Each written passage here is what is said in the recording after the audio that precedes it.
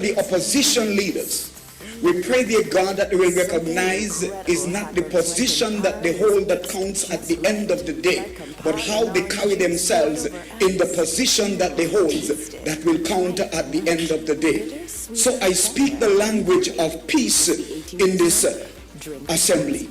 I speak, dear God, the language of love. I pray for decent dialoguing. I pray for honesty, dear God. I pray for honesty. I pray for transparency. And I pray for integrity.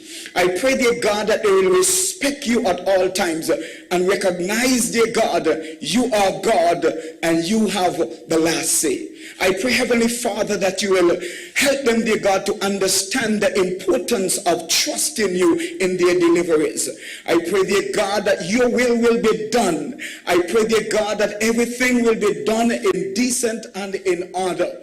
I pray that they will respect you. I pray that they will respect the country, that they will put the country above self. I pray that they will have the country's best interests at heart, that whatever, dear God, they have and plan, that your will be done at the end of the day. For you said many are the plans in a man's heart, but it's your purpose that will prevail. We pray for this nation. You said that righteousness exalts a nation, and sin is a reproach to any people. So we come to you, dear God, in this year of parliamentary, and we ask, dear God, for your favor. We ask, dear God, for your mercy, and we ask, dear God, for your grace to help each and every leader, dear God, to respect each other, dear God, and to act, dear God, as decent leaders.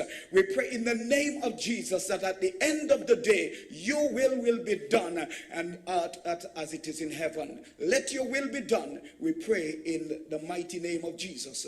Amen. Thank you, Pastor Webb. You do have a pleasant day. Please be seated.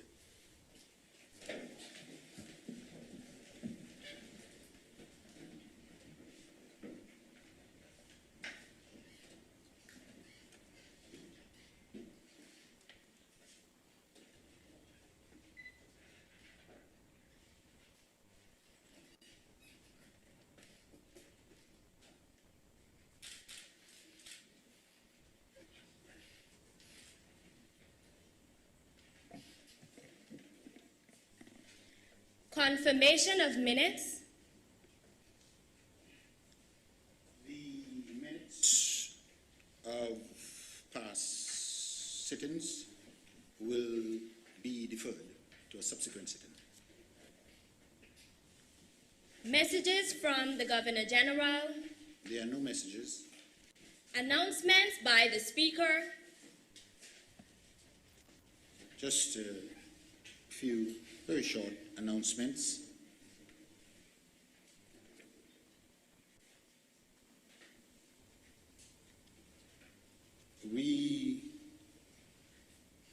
I would like to place on record my sincere thanks and appreciation to Miss Sylvia Gums, former stenographer to this National Assembly.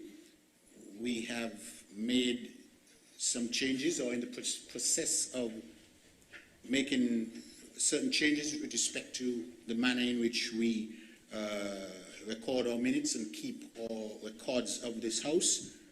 And so Ms. Sylvia Gums will no longer be with us, and she has returned to her substantive position of stenographer with the High Court of St Kitts and Nevis. So I wish to place on record our sincere thanks for the very good work she did while she was here with us.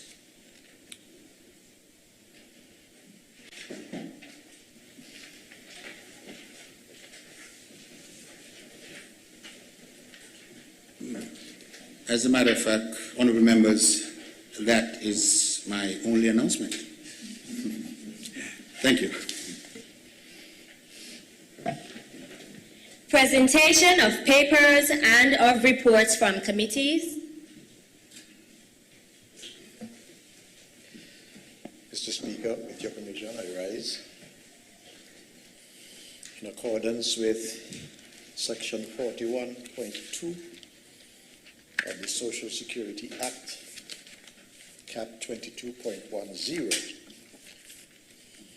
to lay before this National Assembly financial statements of the St Kitts and Nevis Social Security Board for the period ending 31st December 2019.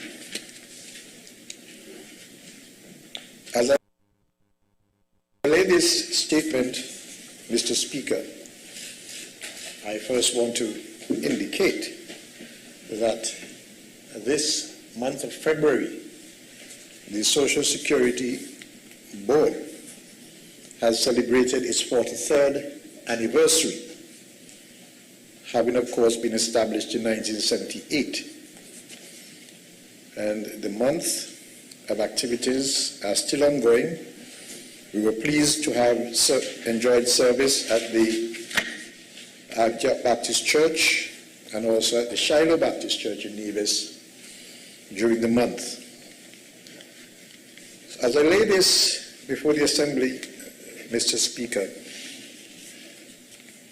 I am encouraging the people at Social Security and of course our own citizenry to be prudent and vigilant. I also want to take the opportunity to thank Panel Kerr-Foster. Panel Kerr-Foster has done diligent work in keeping with its remit. And so, Mr. Speaker, on page 1 of the financial statements, we have the auditor's opinion, and it runs from page 1 to page 2, but I will read just a portion of page 1 under the subcaption opinion.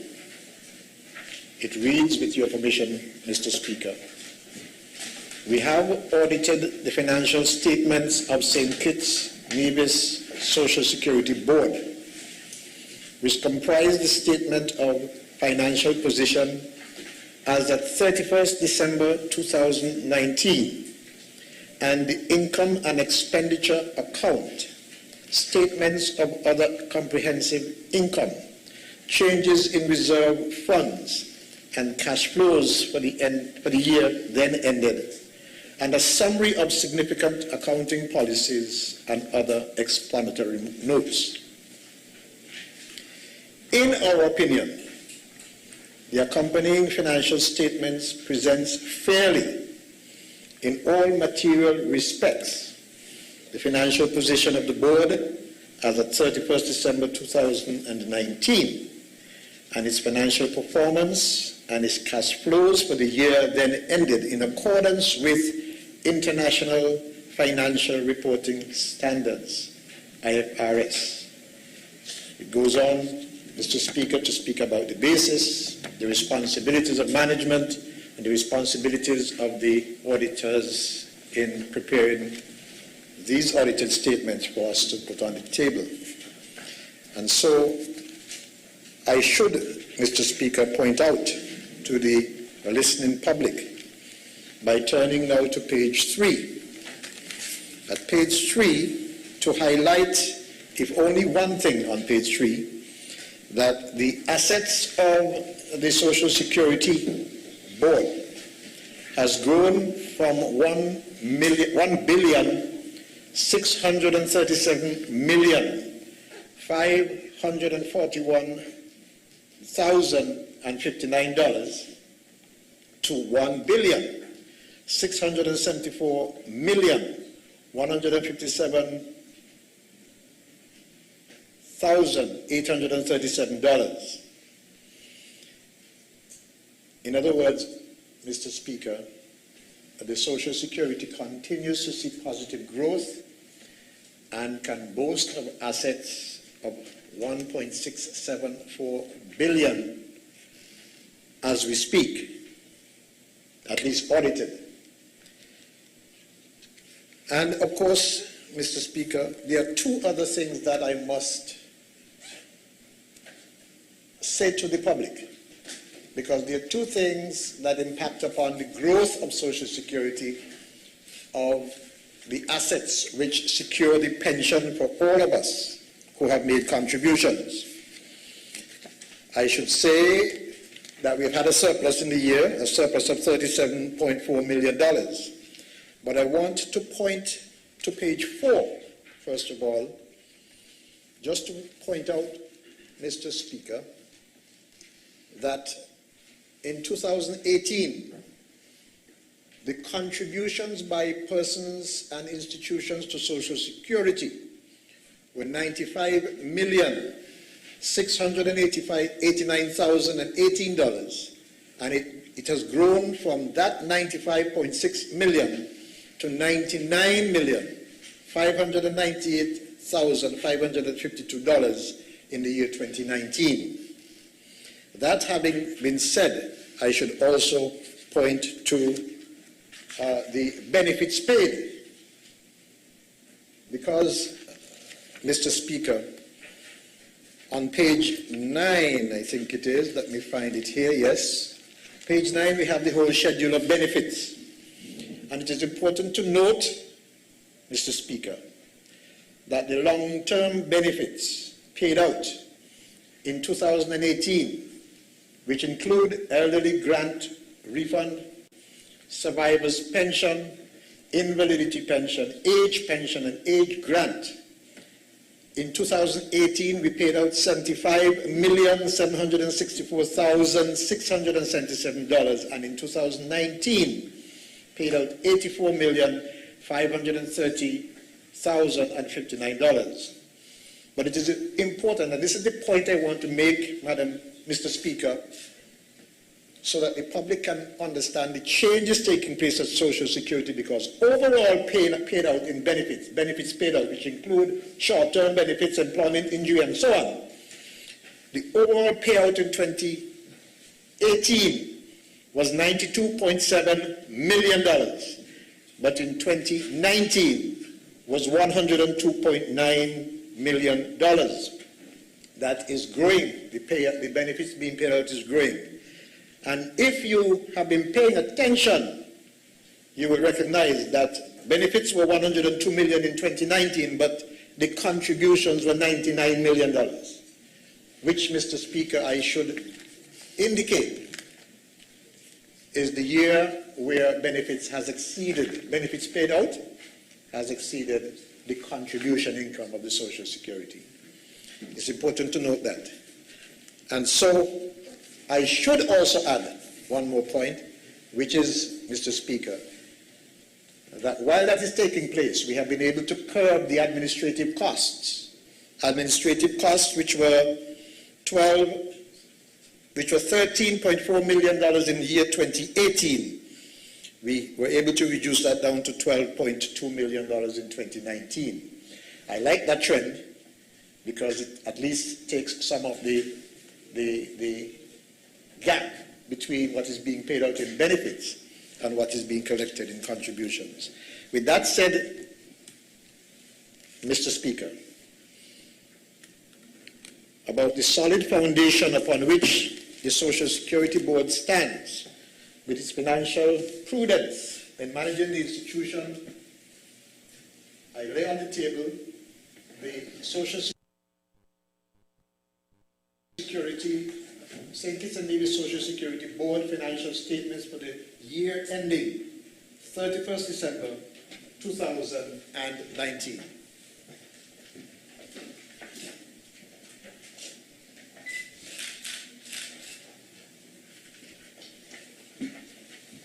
Thank you very much. Member for St. Christopher 8, Honourable Eugene Hamilton. 8.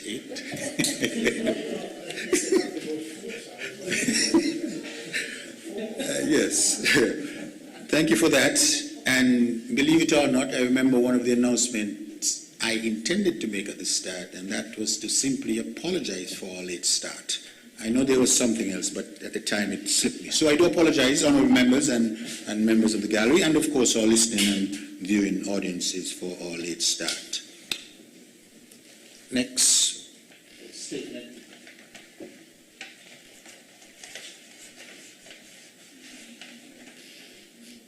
Sorry, we're not at statements. So, next item on the order, please.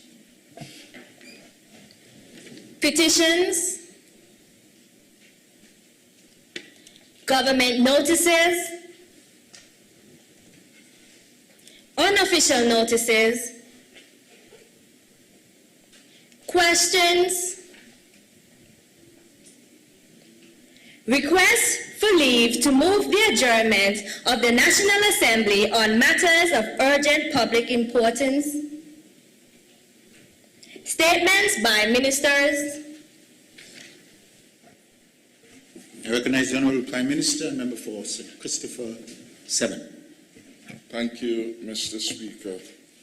I rise with your leave to make two statements. The first statement, Mr. Speaker, concerns matters of health.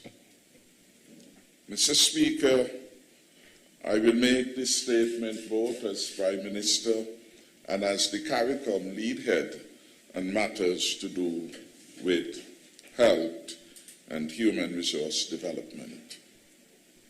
The year 2020 will forever be remembered as a most trying one. The COVID-19 pandemic tested the resilience of every nation. For the first time in our lifetime, the singular action of an individual could have had far-reaching consequences for all of us. It was also a time when leadership mattered, and it still does, and countries that did not lead their people with a well-defined strategy to address the pandemic have suffered dire consequences. Unfortunately, the consequences were mounting COVID-19 infections and death. To date, there are 109,217,366 confirmed cases globally, with 2.4 million deaths, and that is according to the WHO website as at 9 p.m. February the 17th.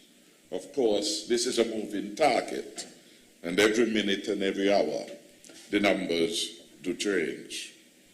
We have seen great nations with huge resources struggle to contain this deadly virus. We need only look to our most powerful neighbor to the north, the United States of America, where they have had a record of 27,820,237 cases and over 490,160 deaths. The Caribbean was not spared the ravages of the COVID-19 pandemic. And the most recent situation report from the Caribbean Public Health Agency, CARPHA, showed that among our 26 member states, there were 100,952 confirmed cases and 1,813 deaths. The United Kingdom overseas territories also struggled with 1,947 cases and 20 deaths reported. Many of our member states saw their numbers peak in December, following the opening of their borders and an increase in international tourist traffic from known hotspots in Europe and North America. Some of the reasons posited were to prevent the economy from collapsing, as in addition to fighting the pandemic, there was a veritable fight for economic survival. Here in our Federation of St Kitts and Nevis, we thank the Almighty God that we have fared better than most.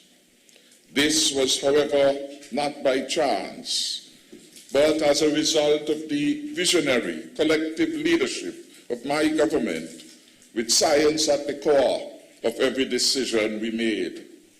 Our shrewd fiscal management over the past 6 years since Team Unity has been at the helm gave us the economic latitude needed to enhance our health preparedness and keep the entire economy afloat, despite a near closure of one of our major income generator, the tourism sector. In St Kitts and Nevis, we struck the delicate balance between lives and livelihoods in this fight. At every step, making the safety of our people our primary focus. As I mentioned a few days ago in my address to the nation, our outstanding management of the COVID-19 pandemic has caused us to be recognized internationally as the country with the lowest rate of confirmed cases and having the lowest COVID-19 risks in the hemisphere. The World Health Organization issued guidance on the management of the pandemic to all nations in January of 2020, but warned that there was no one-size-fits-all approach. We look at best practices around the globe, but here in St. Kitts, we crafted a simple but effective 4-pronged strategy to the management of the COVID-19 pandemic. It is worth repeating the approach and the successes we have had at each stage of the journey so far. Firstly, our plan was to keep the virus at bay for as long as possible, which we did. Secondly, our plan was then to limit hospitalizations and deaths and avoid community spread until a vaccine arrived, as this is the only thing that would end this pandemic, and we have done so successfully so far. Of the 2,413,912 deaths globally and 1,813 deaths from the 15 member states of CARICOM, there has not been a single death from COVID-19 in the Federation of St Kitts and Nevis. We thank God for this. The success then of this element of our strategy cannot be overstated. The third element of the plan is to limit the gap between community spread and vaccine availability, noting that community spread is a distinct possibility if the virus is being imported.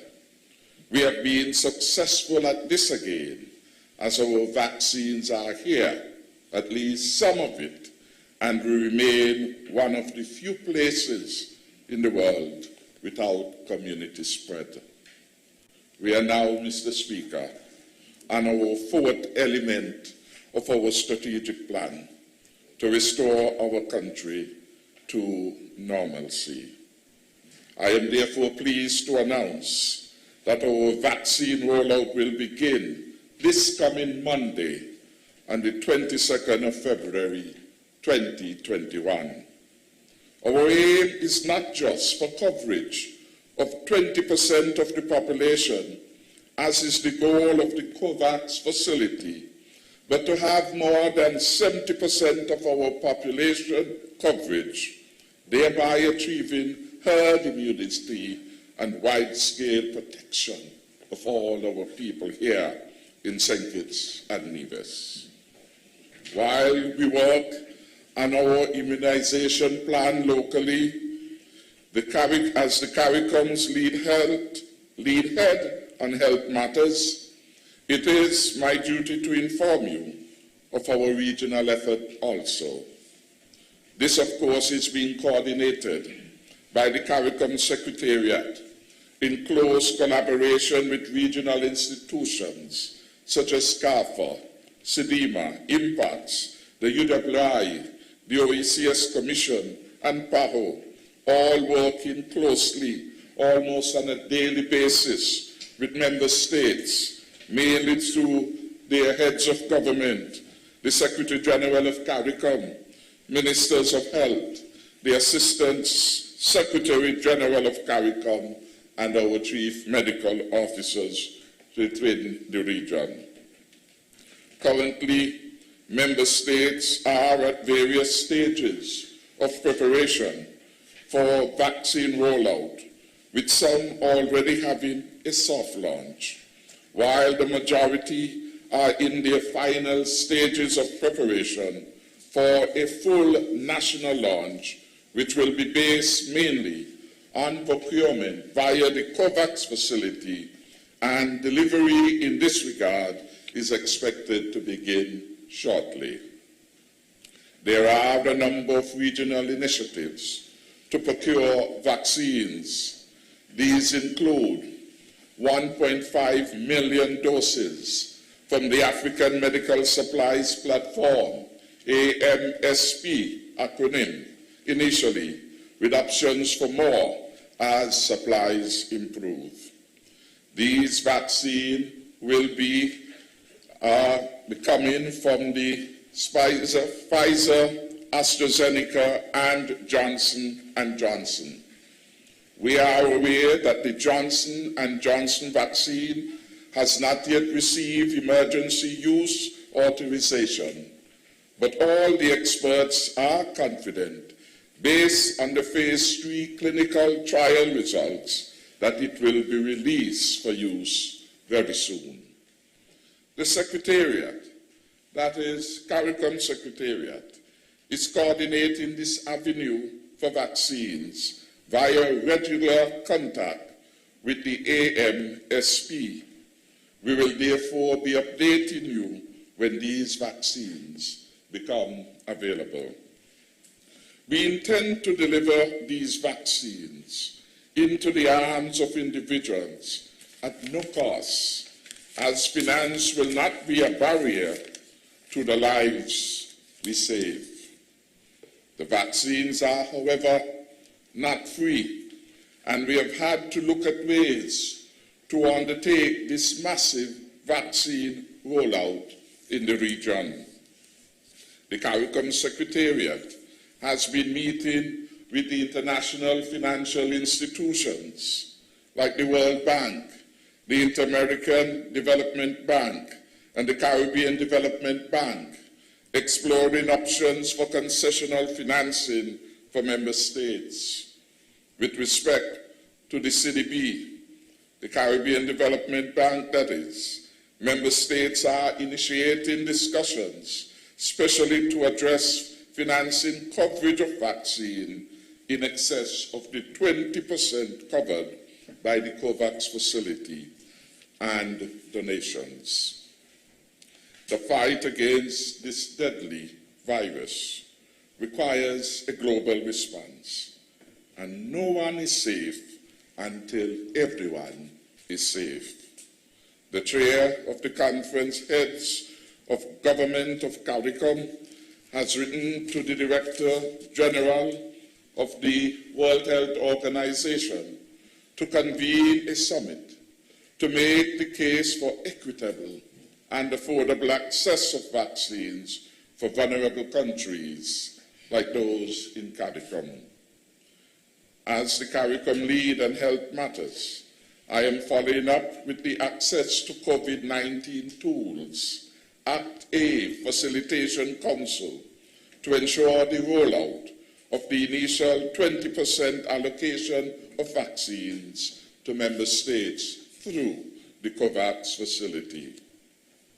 Returning home to St Kitts and Nevis, the St Kitts and Nevis vaccination plan, our vaccine rollout, is ready. We will be starting with a phased approach, and the main goals are: 1, to prevent death and serious disease as much as possible; 2, preserve the orderly functioning of our society; and thirdly, to reduce the extra burden COVID-19 is having on people, particularly those facing vulnerabilities. Our plan is to ultimately access enough COVID-19 vaccines to vaccinate at least 70% of our population to achieve the herd immunity threshold.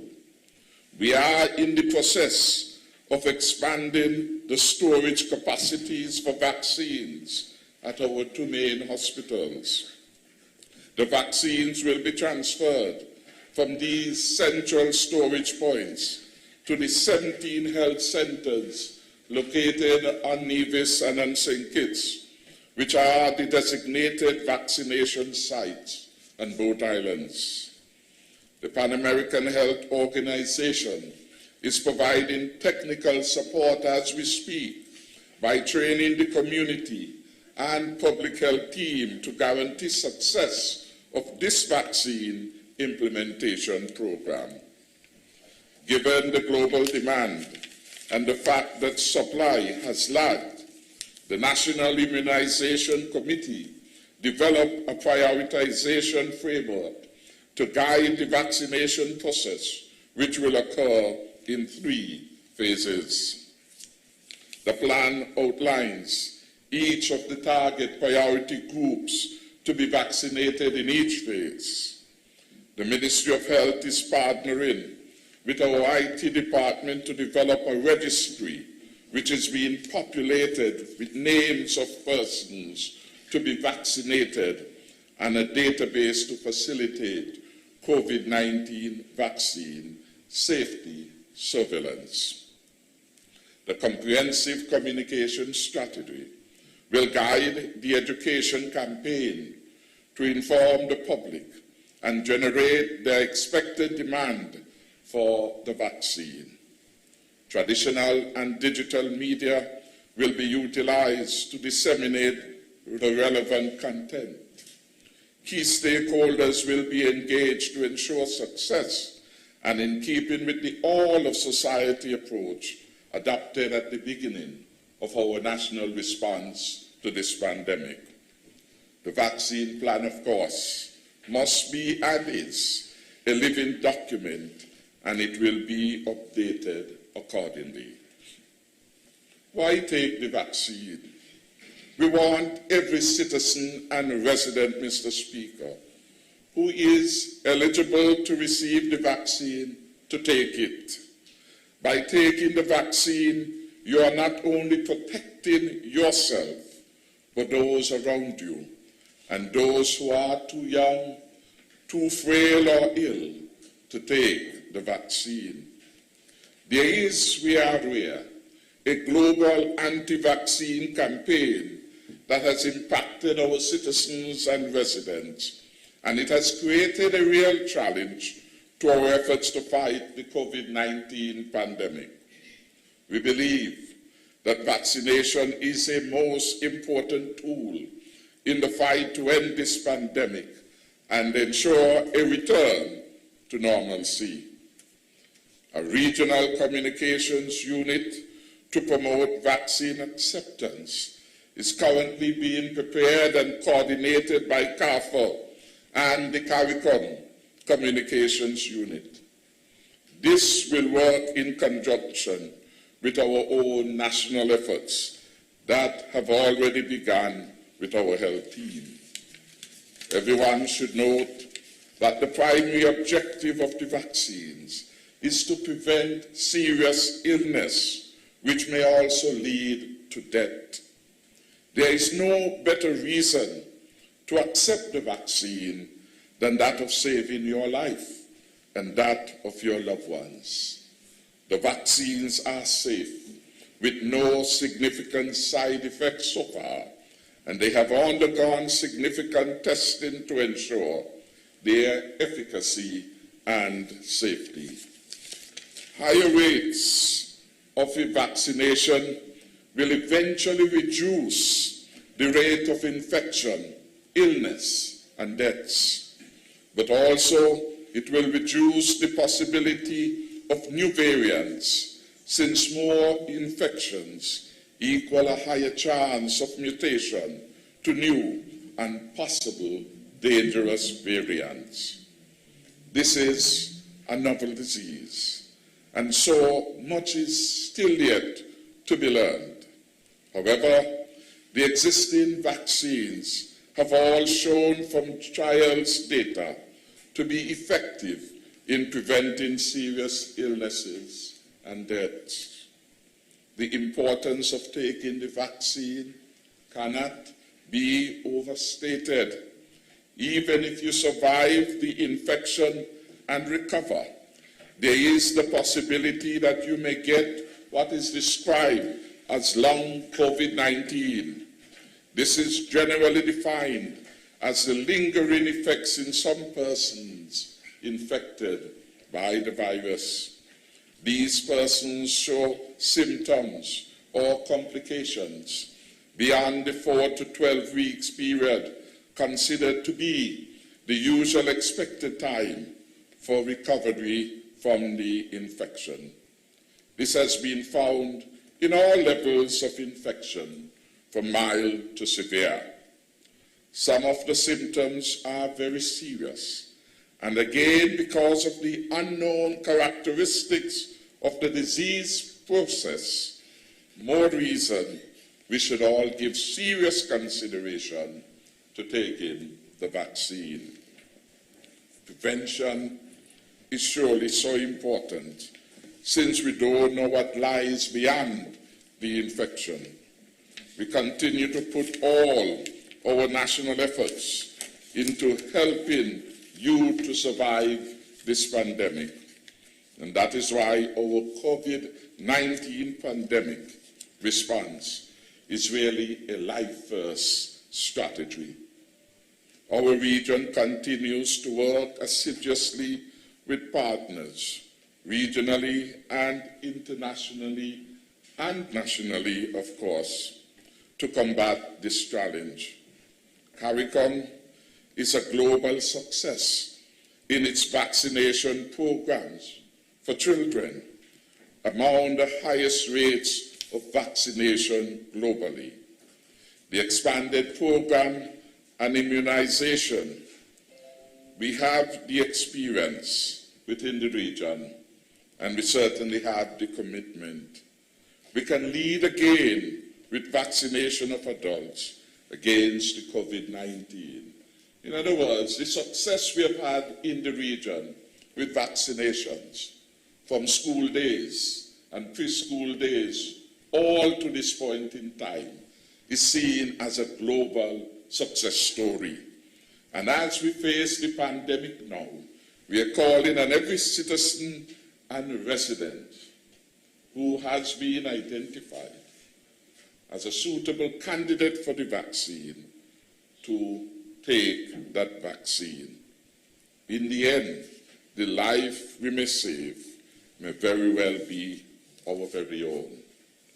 I therefore look forward to hear that our people selected to receive the vaccine in the first rollout, and the subsequent ones, of course, turn up in their numbers to receive it, thereby protecting themselves and their loved ones.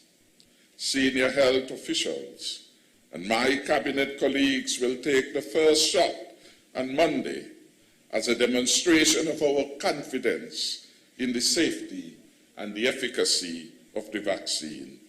May God continue to help us, Mr. Speaker.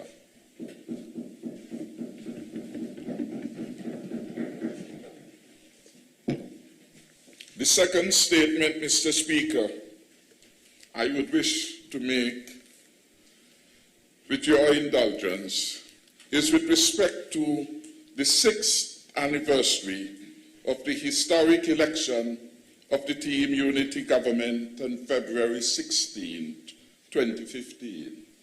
Of course, in the context of the COVID-19 realities, we have contained the kind of celebrations that would normally be accorded at these anniversaries.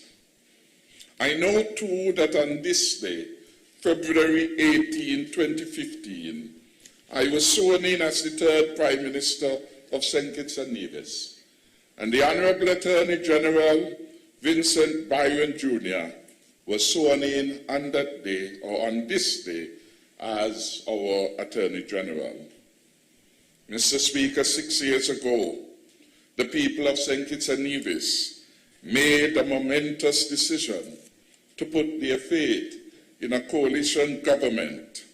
Their vote led to the Team Unity administration, and this set our federation heading in the right direction to a stronger and safer future.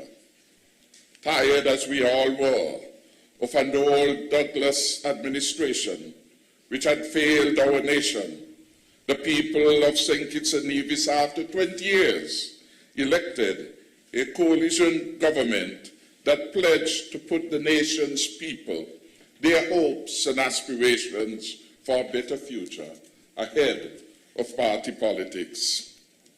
Since then, the People's Labour Party, the People's Action Movement, and the Concerned Citizens Movement have been working together in unity for a better future for all our citizens and residents. We have accomplished a lot. Our country is more united than ever, and the relationship between Nevis and St. Kitts has never been better at the people-to-people and government-to-government levels. But there is still so much more to do. Today we have safer streets, so people can walk without fear. We have bigger and better homes to live in.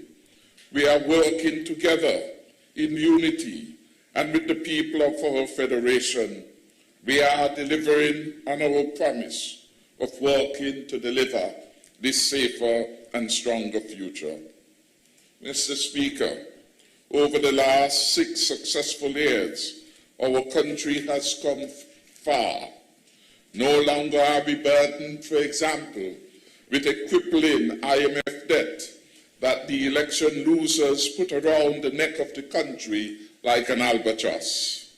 We paid off the $117 million debt to the IMF in our first term. Indeed, because of our sound fiscal management, we have been able to weather the COVID-19 storm so far. We have done so without borrowing 1 cent to date, and we have paid our commitments to nearly 10,000 government employees, including those on the STEP program, and of course our pensioners.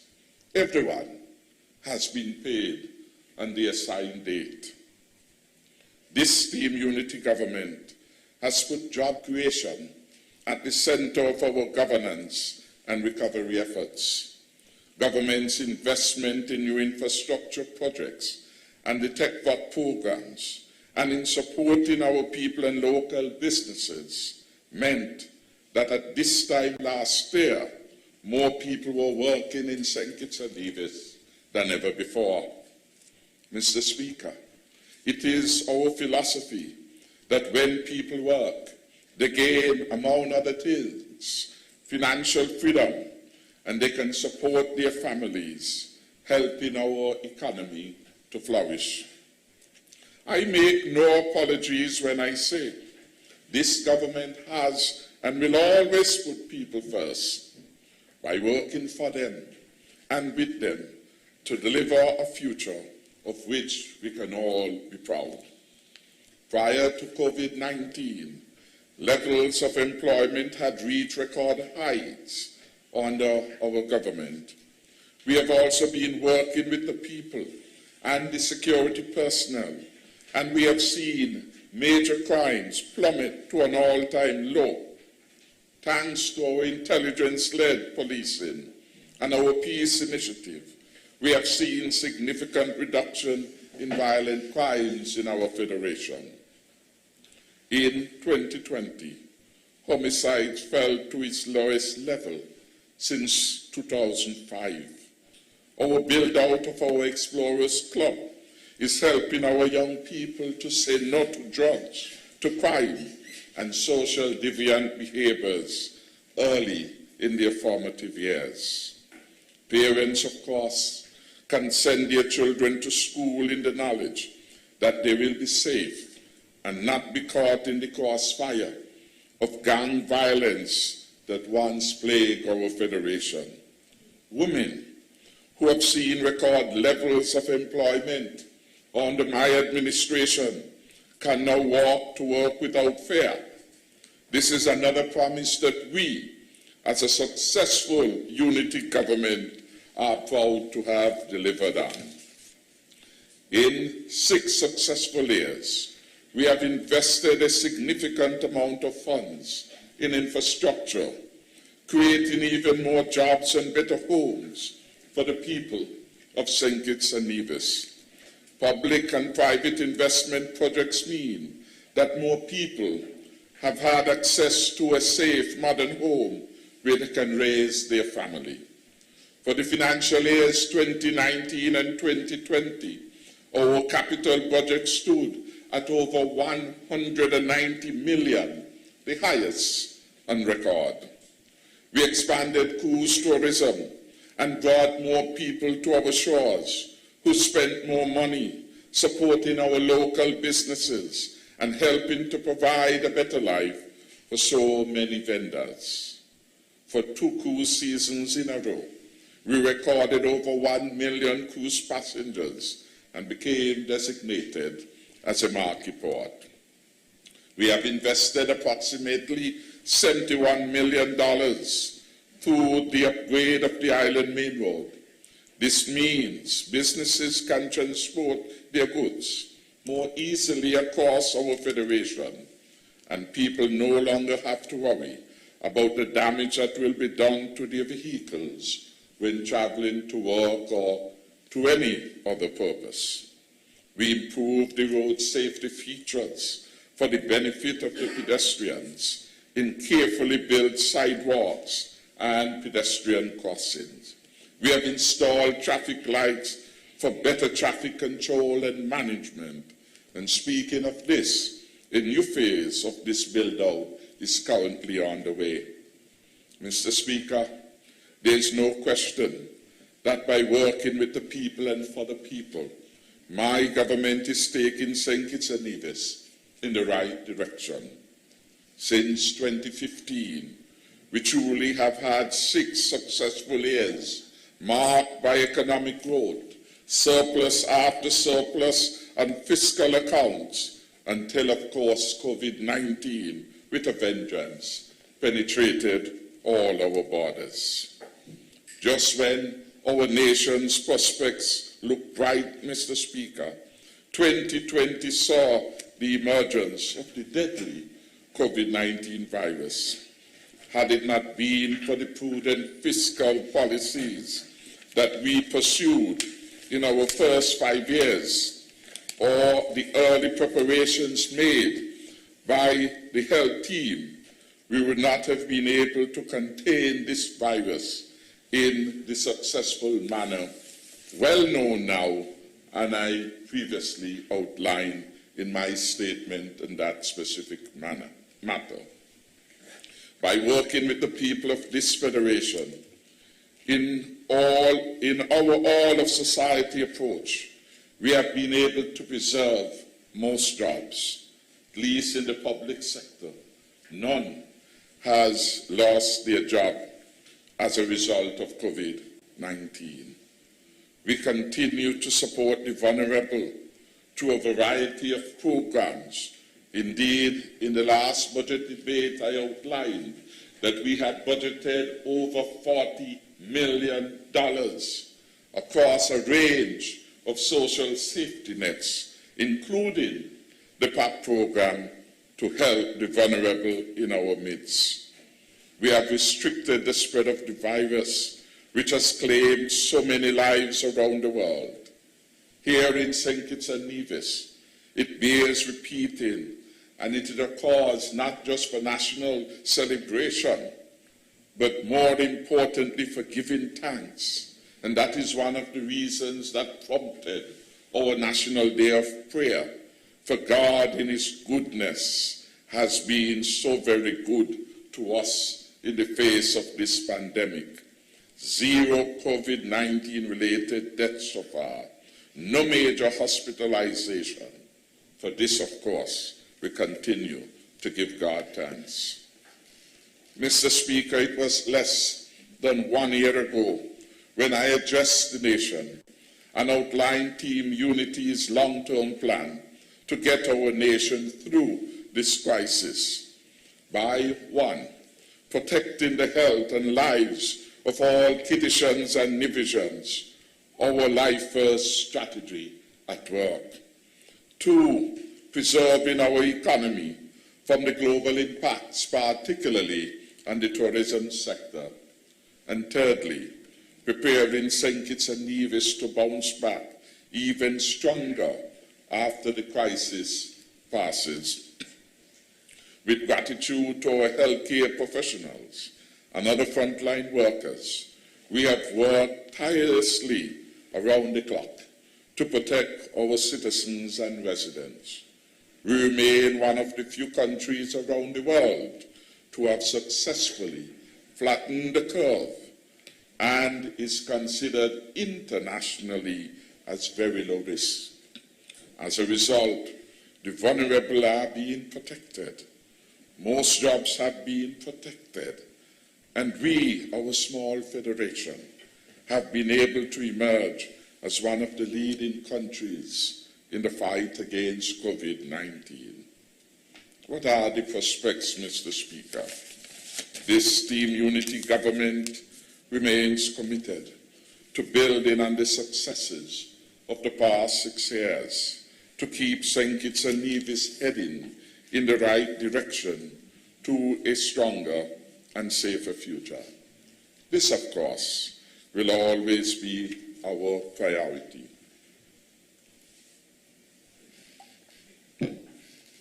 Our job creation program is continuing and is more important than ever as we seek to lift our people out of poverty and rebuild our economy stronger and safer than before. In spite of the COVID-19 pandemic, we are committed to creating more opportunities for all, especially our young people, to ensure that they can reach their full potential. The vast majority of our hotels have reopened, and while occupancy is still at a very modest level, we expect to see more visitors to our shores as vaccines are rolled out in our main tourism markets. The Cabinet last Monday gave support to 2 tourism-related projects, one in Frigate Bay and the other in Birdrock. We expect construction to begin during the first half of the year, and these projects providing jobs and incomes for more of our citizens and residents. We have seen great resilience in our manufacturing sector, Mr. Speaker. So entities like Jaro, API Harrow Limited, Kajola Cristada, Carib Brewery, Electrofab, Bosch Company, the Marara Distillers, and Sun Island are open. Jobs are being protected. The Carib Brewery is operating 3 shifts, 24/7, bottling operations, because there is a spike in demand regionally for Carib products. They are proposing, and I'm advised that next week they shall start physical expansion and renovation of their labs and plant at the Carib Brewery here in Bastille. Our construction sector remains vital in helping our economy rebound from the COVID-19 ravages. The build-out of the new Bastille High School, our police academy, and work on the new prison at Estrade Estate will bring further boosts to construction activity here. Construction remains a key driver of economic growth in the Caribbean region. TDC Dual's housing project is now well on the way. I gather 3 or 4 contractors and their work team have already started. And this highlights Team Unity's commitment to providing better housing for every member of our society. We expect 2 more private sector housing projects to commence in the first half of the year. One is slated by one developer in the Kayan area, and the other by another developer, smaller project in Molyneux. During the first quarter of 2021, we expect the return to St Kitts of just over 650 Ross University students. To date, about 480 of them have returned, including a batch of about 84 who would have come in yesterday. We expect a further 168 students in March this year. This means, of course, job security for those who are engaged with that education facility. More money for the landlords for whom rental was an important source of income. Increased patronage for our restaurants and hotels, the security service, car rental agencies, and we could name them one by one in terms of the multiplier effect taking place from the return of a significant number of students here. There is so much more to look forward in our nation as Team Unity continues to deliver to our people. In conclusion, Mr. Speaker, as a result of my government's actions and successes over the past 6 successful years, our federation is heading in the right direction. Yes, these are turbulent times, but the ship of state is sailing very well. We have rid ourselves of the crippling IMF debt left by the Douglas administration, and we are weathering the COVID-19 storm. The rule of law and democracy have been restored, and internationally, these international institutions that review our indicators and rule of law and democracy have rated us very high. The World Justice Project Rule of Law, for example, over the recent years has listed St Kitts and Nevis as #1 performer on the Rule of Law Index. These are significant accolades and accomplishments which go to the people of St Kitts and Nevis for having made the right decision in choosing the Team Unity administration to handle the affairs of our society.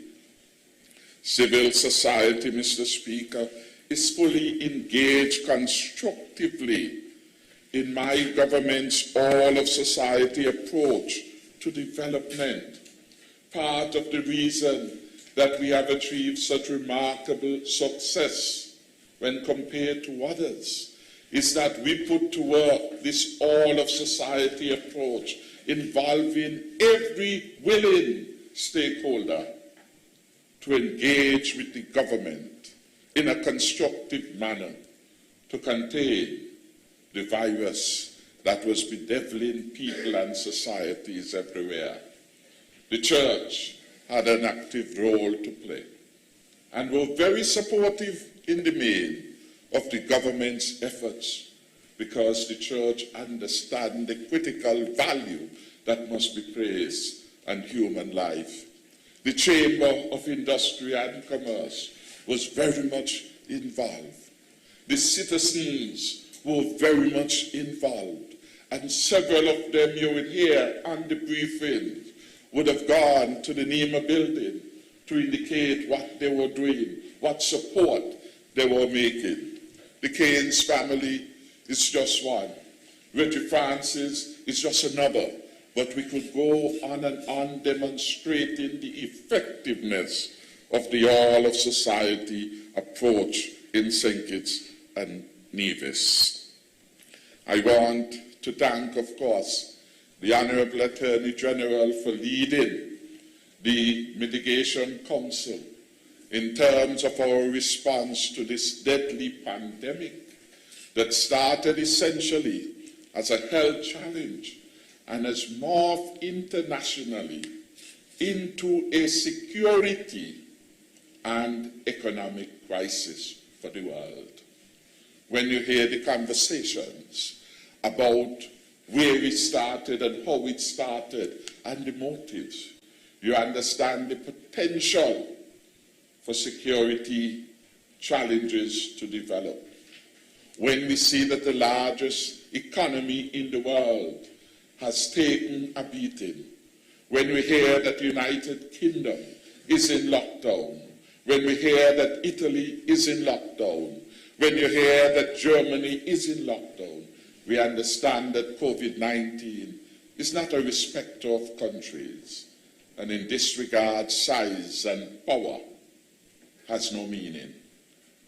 That is why what we have been able to do here in the small country of St Kitts and Nevis, larger countries have not yet learned. We opened our schools long before that feat had been accomplished in the United Kingdom and elsewhere. We put 10,000 students across early childhood, primary education sector, secondary school, and our CFBC college and tertiary institution back into a normalized setting of providing quality education. In New York and elsewhere, they're still struggling. COVID-19 is not a respecter. And all we have in this fight still remain is ourselves. To do ourselves. That is why leadership matters. And that is why with God on our side, we have been able as a small country to lead so many in the right way. When we started on this fight, so many doubting Thomases, attempting to create misinformation and confusion, the spirit of the devil, you could have felt it. We want to thank God for the intervention of the church and the prayer warriors everywhere on behalf of this country, that we have been able in a very controlled manner, without a lot of fanfare, to restore normalcy to our country. Bit by bit, step by step, learning from the examples elsewhere, the situation elsewhere, learning most importantly from the science, and as it were, adapting everything to our own local knowledge. We have been able now to emerge globally as a well-managed state. So I want to thank all of our people of St Kitts and Nevis for the confidence they gave in the administration that I led, electing us first against incredible odds on the 16th of February 2015 and restoring their confidence for a second time when the elections were held in June of 2020. Indeed, it was a new experience. We had no template to guide us. So I really want to say a hearty thank you to all of the advisors, some known and some unknown, who gave me support, gave me advice, assisted the cabinet in formulating the strategy to take us safely through. We have honored Dr. Hazel Laws, Dr. Cameron Wilkinson, Mr. Samuel Abdias, and in honoring them, the honor is conferred to all members of their team and in the sector in which they work. So it is not just them, but we are saying that we have been able to rely on the expertise and the knowledge of our health practitioners right here to guide our health response. I am honored to have the Permanent Secretary of Health, Dr. Dolores Stapleton Harris, who is here and who has led the ministry at the administrative level at a most critical juncture in the life of our federation when we engage in an existential challenge to our safety and security and to life itself. I want to thank former Minister of Health, Senator Wendy Phipps, who was the first of the ministers who have had to deal with this particular crisis, global pandemic. And I want to thank her successor as minister in that ministry, the Honorable Akila Byron Nisbet, who have very quickly got herself up to speed, thanks to the support for all, so that we can continue to move the country in the right direction. Yes, there is still a lot more work to be done. In almost every area, there is work to do. The priority now is to keep our people safe. The next and important challenge we must carry together is to get our country back to work again, where every able-bodied man and woman, boy and girl of working age can make a contribution to themselves and their families first, and to our wider nation. So on this, the week of great celebration of our 6th anniversary, I thank God for the opportunity He has given me and given this government to serve the people. I want the people to know that I, in my role of Prime Minister, will never take for granted the sacred trust and opportunity given to me by all of the people to take our country forward.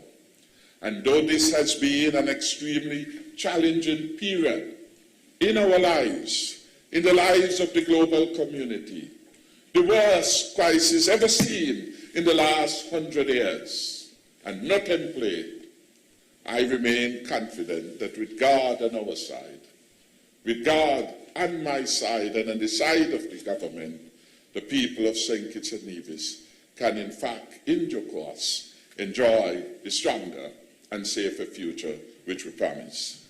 May it pleases you, Mr. Speaker, I thank you. Thank you, Honourable Prime Minister and Member for St. Christopher 7, for your statements. The first dealing with health issues and the second on the 6th anniversary of your government in office. I would take the opportunity also to congratulate you on your 6th anniversary of being Prime Minister of the Federation. I recognize the Honourable Wendy Phipps, Minister of State, with a statement. Thank you, Mr. Speaker. As Minister with responsibility for international trade, industry and commerce, I rise with your leave, Mr. Speaker, for the 3rd time in this House, to make a brief statement on the trade-related case that has been filed by the government of Belize against the government of St Kitts and Nevis regarding the importation of brown sugar from 2 non-CARICOM member states. After being officially notified of this matter by the Solicitor General, Mrs. Simone Bullen Thompson, on Monday, October 5th, 2020, I would have received from the SG at that time the e-filed originating application and notice of service that was sent by the Deputy Registrar and Marshal of the Caribbean Court of Justice. The claim had been filed on September 30th by the State of Belize against the Federation of St Kitts and Nevis and the Republic of Trinidad and Tobago, with the intention of commencing proceedings against these 2 countries pursuant to 1, Article 211, Section 1, Subsection A, 213 and 216 of the revised Treaty of Chaguaramas, and also Article 13A and B and CVI of the Agreement establishing the Caribbean Court of Justice, and Part 10 of the CCJ Originating Jurisdiction Rule 2019. I would have first notified this Honorable House of the lawsuit on October 13, 2020, during a sit-in. At that sit-in, I would have informed the House of the background of the case in which St Kitts and Nevis had been accused by Belize, along with Trinidad and Tobago, of importing sugar from Guatemala and Honduras without the application of the common external tariff known as the CET to those goods. In other words, the state of Belize was alleging that St Kitts and Nevis had allowed these imports from Guatemala and Honduras to occur without the necessary taxes being paid, as befitting goods that are not produced in CARICOM. The period in question was November 2018 to June of 2020, during which time Belize had alleged that our federation had imported some 975 metric tons of such sugar imported from Guatemala and Honduras free of duty. Mr. Speaker, at this point, I again wish to remind the House of several key facts which we should consistently bear in mind on this matter. 1. The government of St. Kitts and Nevis does not import sugar into the Federation. Any importation of sugar by government would have been brought to an end in 2014 when the supply office was closed. 2. The state of Belize can never dictate to the people of St. Kitts and Nevis the countries from which we can or cannot import sugar. Number 3, all sugar imports into the Federation would have been based on trading arrangements being entered into by the private sector, that is, local wholesalers and retailers and overseas suppliers. Next, all goods entering the country must be processed by the Customs and Excise Department, whose staff are well trained to process these goods on the trading arrangements that are currently in place. In this particular case, customs officers are trained to know that any imports of goods coming from a non-CARICOM jurisdiction must attract the necessary duties and taxes, which are typically not applied to goods that originate in other CARICOM states. As such, all sugar imports from Guatemala and Honduras or wherever should be treated as non-CARICOM goods, and therefore should attract the common external tariff in order for the local importers to clear them out of customs. Next, the state of Belize has never ever made contact with the government of St. Kitts to indicate that there was a trade dispute between their country and ours. Also, by extension, Mr. Speaker, the allegations being made against St. Kitts and Nevis by Belize had never been placed on the agenda of CARICOM's Council on Trade and Economic Development, COTED, at any point in time, and particularly not during the period when St. Kitts and Nevis was being accused of rendering CARICOM treatment to non-CARICOM imports, that is, November 2018 to June of 2020. I remind the House that COTED is the CARICOM body that regulates and establishes policies with regards to issues of trade and development in the region. As such, it stands to reason then, Mr. Speaker, that if any member state of CARICOM has a trade dispute with another member state, then COTED should be the second place where such a dispute should be registered. Of course, I say this based on my own limited knowledge of international trade matters, meaning that if Belize had a trade dispute with St. Kitts and Nevis that they wish to settle, the first place Belize should have come to should have been this Federation of St. Kitts and Nevis, the source of their discontent. Had such a strategy been taken, I am pretty certain that there may not have been the need to seek redress at the level of the CCJ. CARICOM, I should note, was also named by Belize as a co-defendant in that case. The source of the evidence, as presented by Belize, appeared to have been simply an online database which the government of Guatemala had been publicizing. There appeared to have been no evidence on the part of Belize that we could tell to ascertain whether this information source was accurate and trustworthy before the decision was made to file the suit against the Federation. As a means of filing a comprehensive defense to the case, I would have instructed the Director of Trade, Mr. Sean Lawrence, to conduct an investigation with the Customs and Excise Department in terms of gathering data on all imports of sugar over the past 3 years. The Ministry would have subsequently received information from Customs and by extension the Ministry of Finance, to whom they report, and that information garnered revealed that St Kitts and Nevis were in fact importing brown sugar from Honduras and Guatemala free of the application of the CET since 2014, after the supply office closed.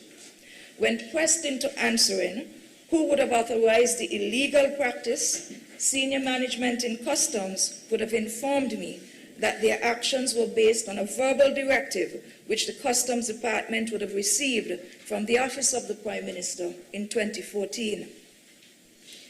On December 16, 2020, Mr. Speaker, during my presentation on the 2021 budgetary allocations, I would have used the opportunity once again to update the House on the status of the case filed by Belize against St Kitts and Nevis. At that sitting, I would have confirmed that St Kitts and Nevis was definitely at fault for non-application of the CET at the rate of 40% for imports of brown sugar originating outside of CARICOM. The source countries for the sugar were indeed Guatemala and Honduras. Upon discovering this liability, the government of St. Kitts and Nevis would have written to the government of Belize to begin negotiations geared towards removing the case from the CCJ and settle it amicably between the parties. The key features that we would have committed to in that request included A, immediate reapplication of the CET on all non-CARICOM sugar imports at the established rate of 40%, and B, settlement on terms of reference insofar as the implementation of a monitoring mechanism that ensures that there will be no future suspension of the CET on non-CARICOM brown sugar unless done with justification via the appropriate derogation application to the CARICOM Secretariat and quoted as per the provisions of the revised Treaty of Chaguaramas. I'm happy to report at this point, Mr. Speaker, that through much diplomacy and negotiations on the part of the Attorney General's chambers and the Office of the Solicitor General in particular, St. Kitts and Nevis has been successful in having the government of Belize, through its Ministry of International Trade, withdraw the case from the CCJ. I am equally pleased to report that this discontinuance and out-of-court settlement were ably executed without any financial burden whatsoever on the government and taxpayers of St. Kitts and Nevis. I repeat, I am happy to report that this entire matter has been settled without any financial burden whatsoever on the government and taxpayers of St. Kitts and Nevis, contrary to the local political chatter, the innuendo, and the conjecture that has surrounded the case. As proof of this settlement of the case, I have right here in my hand, Mr. Speaker, the notification of agreement to discontinue that was filed on January 21st, 2021, which will be made available to your office when I take my seat. I should point out that the documentation to which I refer was only received by the Attorney General's chambers on the 2nd of February, and as such, our government would have taken the decision not to make any type of announcement on the issue until we had the official document firmly in our possession. Mr. Speaker, I would like to inform the Honourable House that the schedule of the notification of agreement to discontinue has the following two conditions, which I quote directly from page 351 of 352 of the case file. And they read, 1.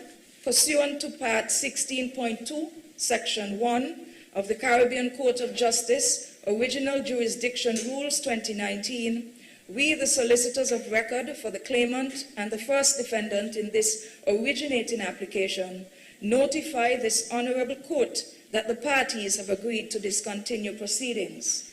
And 2, Pursuant to Part 16.2, subsection 2, the parties give further notice that subject to any alteration or suspension of the CET approved pursuant to Article 83 of the revised Treaty of Chaguaramas, the first defendant will impose the common external tariff of 40% on the imports of brown sugar from extra-regional countries.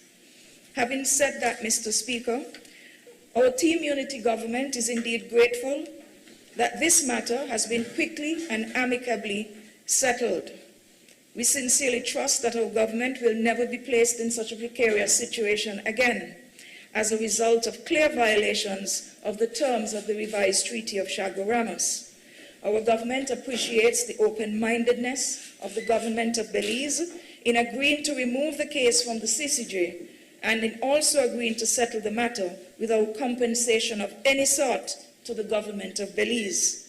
Our Ministry of International Trade owes a sincere debt of gratitude to the Solicitor General, Mrs. Simone Bullen Thompson, and Attorney General, the Honorable Vincent Byron, for the swift, professional, and astute manner in which this matter has been disposed of within just 4 short months. In closing, Mr. Speaker, I am pleased to announce the following. 1, there will be a meeting of COTED tomorrow, Friday, February 19th, for the express purpose of finalizing the draft terms of reference that outline the mechanism by which sugar imports in the region are to be monitored. And the second thing I would like to indicate is that I am confirming that St Kitts and Nevis has reinstituted the application of the common external tariff at 40% on non-CARICOM brown sugar imports. May it please you, Mr. Speaker. Thank you, the Honourable Wendy Phipps, Minister of State, for that statement relating to the matter of the case filed by the government of Belize against the Federation and informing us that the matter has been discontinued without any cost to the Federation.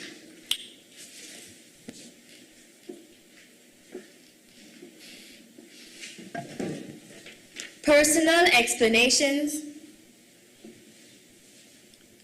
Motions relating to the business of the National Assembly and moved by a minister. Introduction of bills and first reading. I recognize the Honourable Attorney General Vincent Byron Jr. Thank you, Mr. Speaker. And with your leave, I rise to have read for the first time a bill to amend the Magistrates' Code of Procedure Act, Chapter 3.17, the laws of St Kitts and Nevis.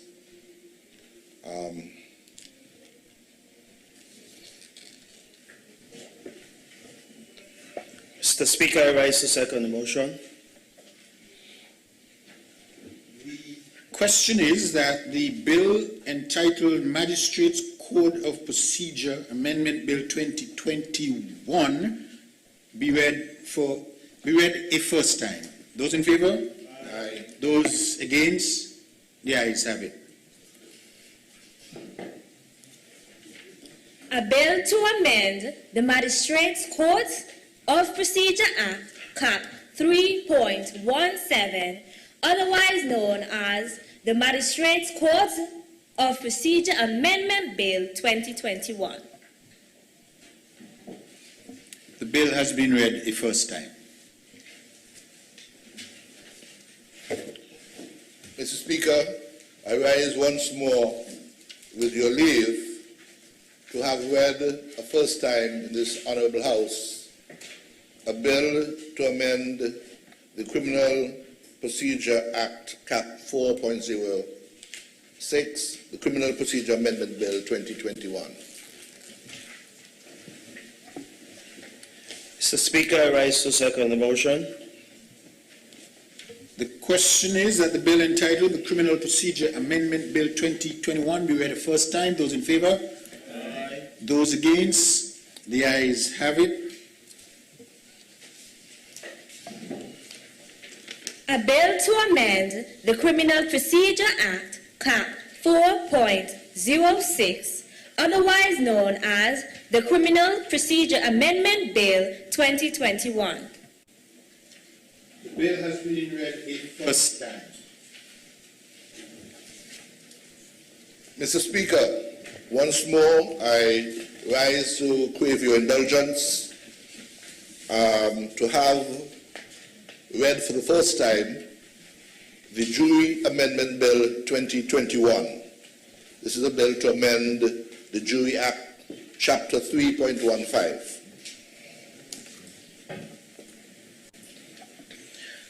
Mr. Speaker, I rise to second the motion.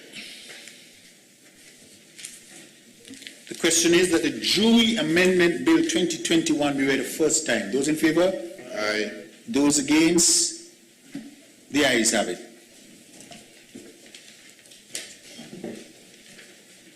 A bill to amend the Jury Act, Cap 3.15, otherwise known as the Jury Amendment Bill 2021. The bill entitled the Jury Amendment Bill 2021 has been read a first time.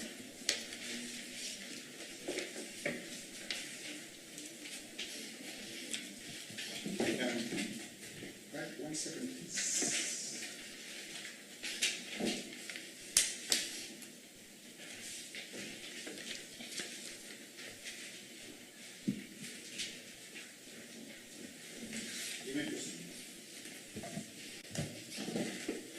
Public Business Bills, second reading.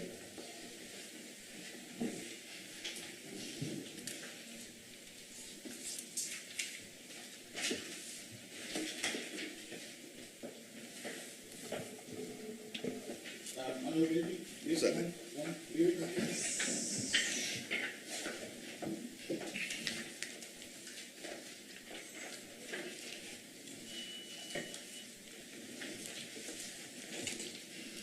Yes.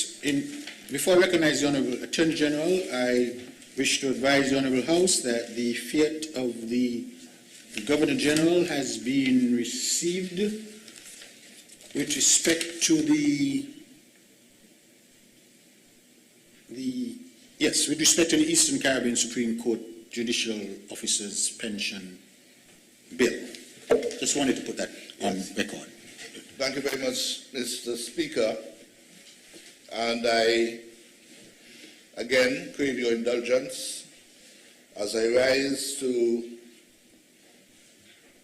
have the bill shortly entitled the Eastern Caribbean Supreme Court Judicial Officers Pensions Bill 2021 read a second time.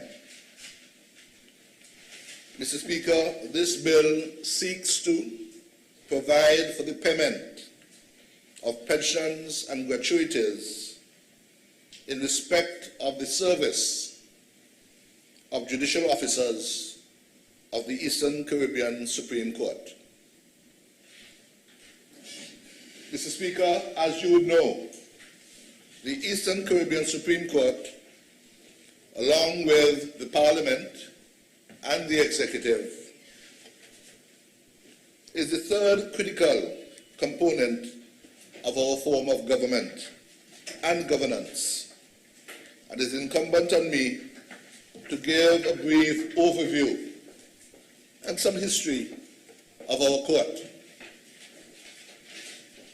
Mr. Speaker, it would have been in 1967 that the Organization of Eastern Caribbean States, namely Antigua and Barbuda, Dominica, Grenada, St. Vincent, St. Kitts and Nevis and Anguilla, and St. Lucia, would have joined in a new status of association with the United Kingdom in accordance with the West Indies Act of 1967.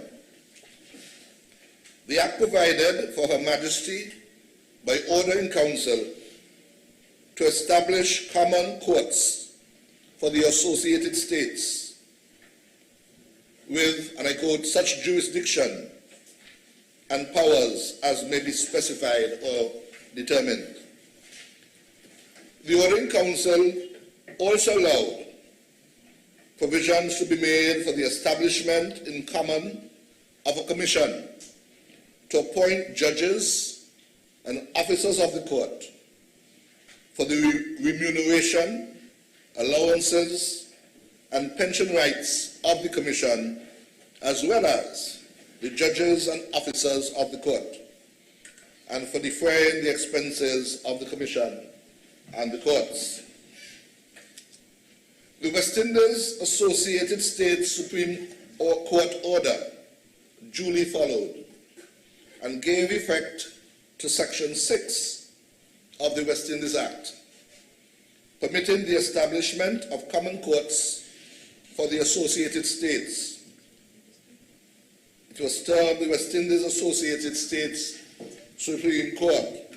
Since then, this order has been given constitutional recognition and effect by two successive constitutions: the Associated State Constitution of 1967 and the independence constitutions of the respective states, beginning with the Independence Constitution of Grenada in 1974. The most important change initiated by the Supreme Court order was the fusion of the High Court and the Court of Appeal into one Supreme Court, and the confinement of all appeals to the Court of Appeal. The previous duality, which allowed the appellate jurisdiction to be shared by different appeal courts, was abolished. This new arrangement helped to facilitate greater supervisory jurisdiction over the legal system of the individual states by the Supreme Court. It was, however, left to the constitutions of the individual states and the local legislatures to enact statutory provisions to give flesh to the Supreme Court order of 1967. The civil jurisdiction of the former Supreme Court of the Windward and Leeward Islands was vested in the High Court of the now established West Indies Associated States Supreme Court, which has in time been changed to Eastern Caribbean Supreme Court. And Mr. Speaker, that explanation and some of what I say further can be gleaned from the website that has been established by the Eastern Caribbean Supreme Court, for those who wish to delve further into the background of the Eastern Caribbean Supreme Court. Mr. Speaker, the structure of the court consists of two divisions: a Court of Appeal and a High Court of Justice. The Court of Appeal, until we were faced with the pandemic COVID-19 last year, the structure of the Court of Appeal is itinerant and traveling to each member state and territory where it sits at various specified dates during the year to hear appeals from the decisions of the High Court and magistrates' courts in member states in both civil and criminal matters. The Court of Appeal hears appeals from all subordinate courts, that is High Courts, magistrates' courts, and the Industrial Court in Antigua and Barbuda. Appeals from the magistrates' court might be heard from any judgment, decree, sentence, or order of a magistrate in all proceedings.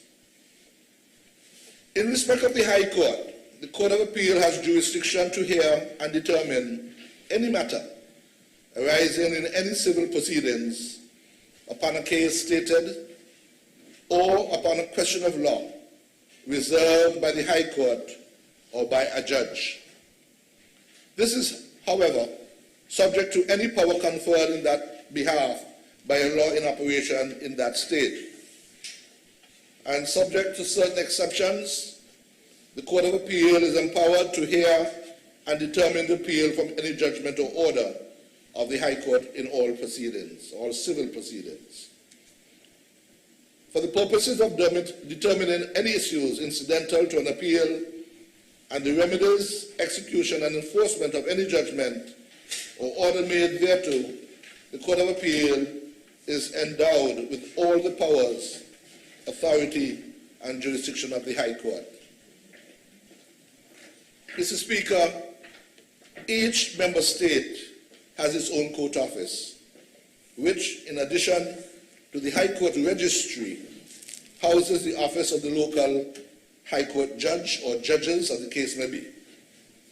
Filing in the registries commences the proceedings in matters before the High Court in each of the 9 territories and the Court of Appeal.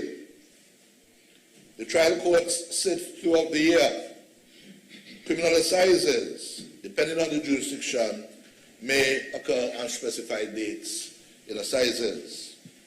And just for full disclosure or completion, I should mention that the Eastern Caribbean Supreme Court to date comprises of the 6 independent nations in the Eastern Caribbean, in the OECS, starting with Grenada in the south, St. Vincent and Grenadines, St. Lucia, Dominica, Antigua and Barbuda, and St. Kitts and Nevis, as well as the 3 overseas territories of the United Kingdom, and we're talking about the British Virgin Islands, Anguilla, and Montserrat.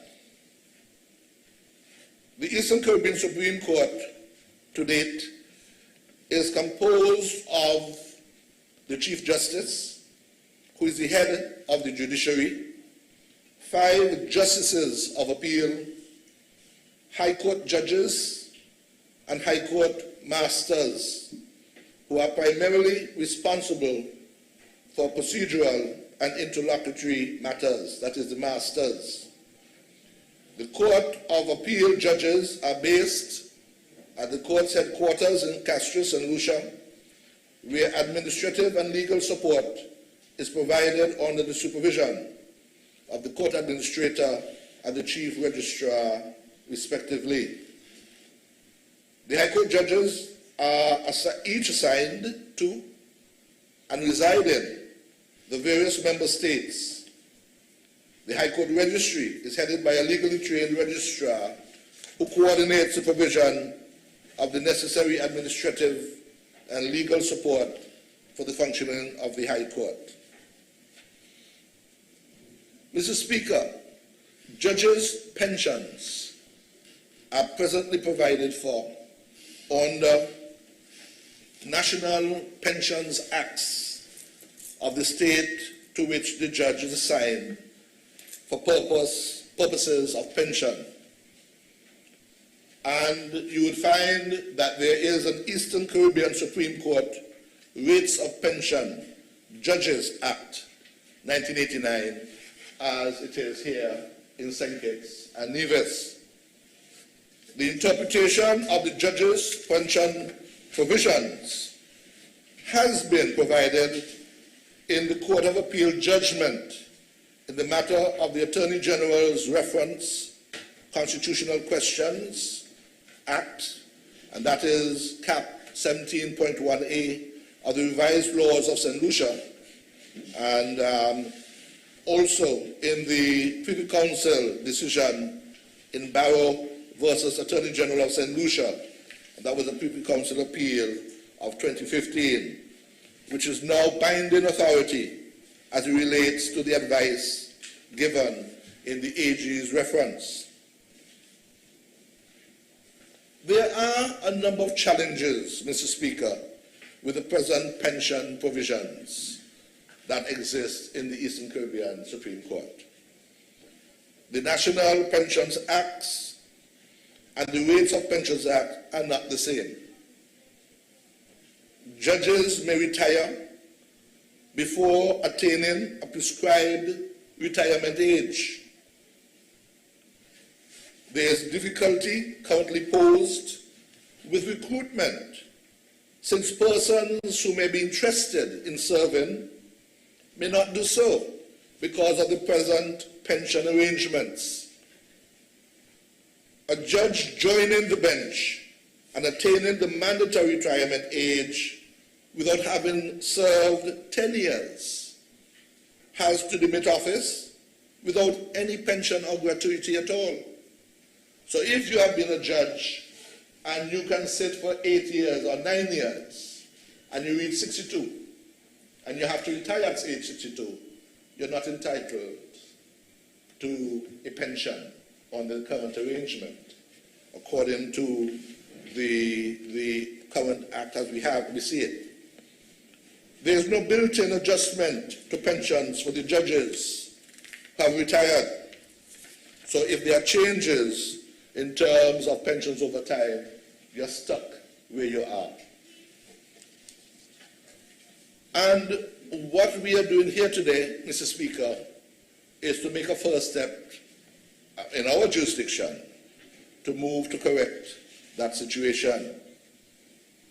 And I would say that in an effort to address the difficulties being encountered with the judges' pension legislation in the Eastern Caribbean Supreme Court area, the Supreme Court, the ESC, SC, would have approached Impact Justice for assistance in drafting new pension legislation across the jurisdictions. I should say that Impact Justice stands for Improved Access to Justice in the Caribbean. And this is an 8-year-old regional civil society justice sector reform project funded by the Government of Canada. It is being implemented from within the Caribbean Law Institute Center, the Faculty of Law, and the University of the West Indies at the Cable campus since the year 2014. Mr. Speaker, the new pensions bill was drafted by a consultant engaged by Impact Justice. And we must note that we may well have to see how this can work in member states, that they can be harmonized. The results of this consultancy, Mr. Speaker, that was done by the consultant hired by Impact Justice, created explanatory notes for the new Eastern Caribbean Supreme Court Judicial Officers Pensions Bill. We note that it is a 3-part bill providing for pensions and gratuities for judges in the Eastern Caribbean Supreme Court, and that they would have drafted as well Eastern Caribbean Supreme Court Judicial Officers Pensions regulations. And if I may, Mr. Speaker, just briefly highlight what are some of the highlights of this new pension bill. Provision is made for an early retirement age if this is ever incorporated in the Supreme Court order. Provision for a master to be paid a pension under the new bill. The post of master is relatively new, and as I mentioned earlier, deals primarily with preliminary and interlocutory matters, but they have never been brought under the question of pensions. Pensionable emoluments to include a salary as well as housing and utilities allowance. Pension may be granted on reaching the retirement age on or after serving at least 5 continuous years of service. And that is so before reaching the normal 10-year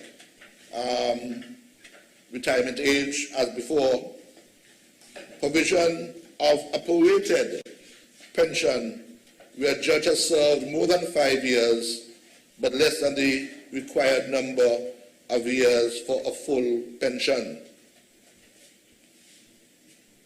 There is an increase in the spouse's pension from 50% to two-thirds, where the judge predeceases their spouse.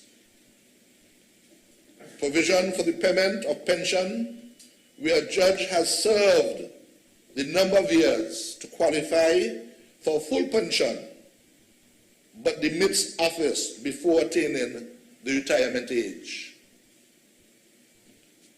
Provision for increases in pension in line with increases to the pensionable emoluments attached to the office of a judicial officer. We have gratuities where a judicial officer's length of service does not qualify for pension, that is, less than 5 years. Gratuities where a person dies while holding office as a judicial officer, but at the date of death is not eligible for a pension or a gratuity. Mr. Speaker, if I was to turn to the actual bill before this House, the preliminary provisions are set out in clauses 1 to 4 of the bill.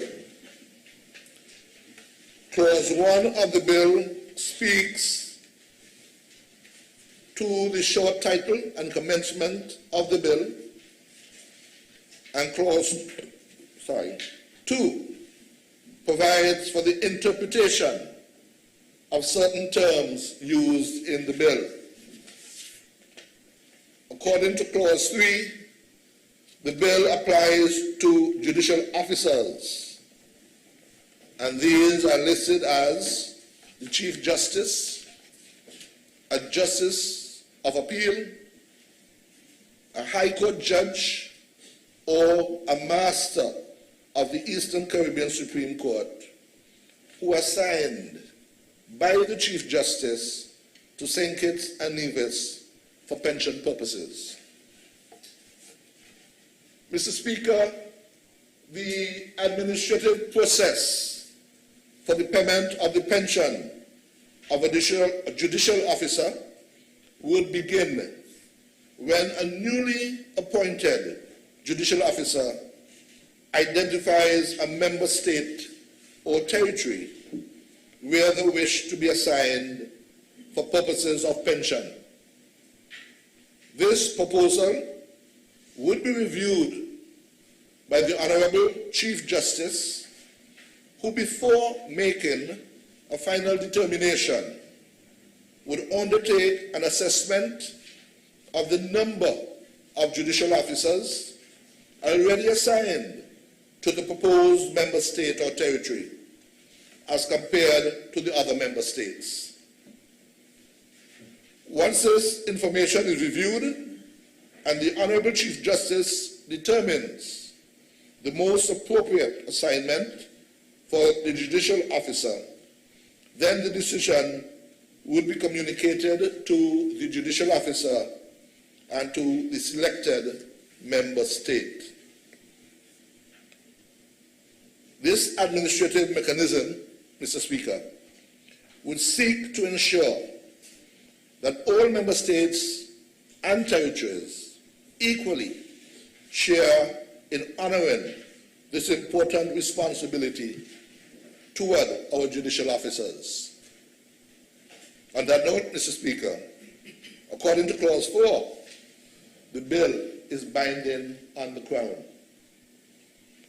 Part 1 of the bill makes provision for the pensions and gratuities payable in respect of serving judicial officers of the court. Clause 5 of the bill provides that all pensions and gratuities payable under the bill would be charged on and paid out of the Consolidated Fund. According to clause 6 of the bill, the circumstance in which a pension may be granted to a judicial officer includes a minimum of 5 years of continuous service as a judicial officer. Additionally, the new rates for full and prorated pensions for judicial officers are set out in Clause 8 of the bill. Under Clause 8, the pension payable to a judicial officer on his or her retirement in pensionable circumstances in the case of the Chief Justice, if he or she has had continuous service as a judicial officer for a period of not less than 10 years.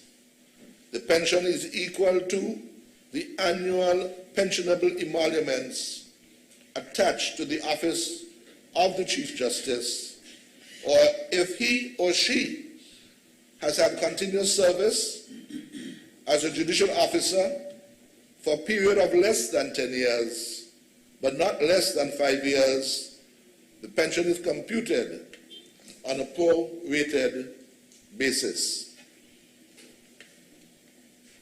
Mr. Speaker, in the case of a Justice of Appeal, if he or she has had continuous service as a judicial officer for a period of not less than 12 years, the pension is equal to the annual pensionable emoluments attached to the office of Justice of Appeal, or if he or she has had continuous service as a judicial officer for a period of less than 12 years, but not less than 5 years, the pension is computed on a prorated basis.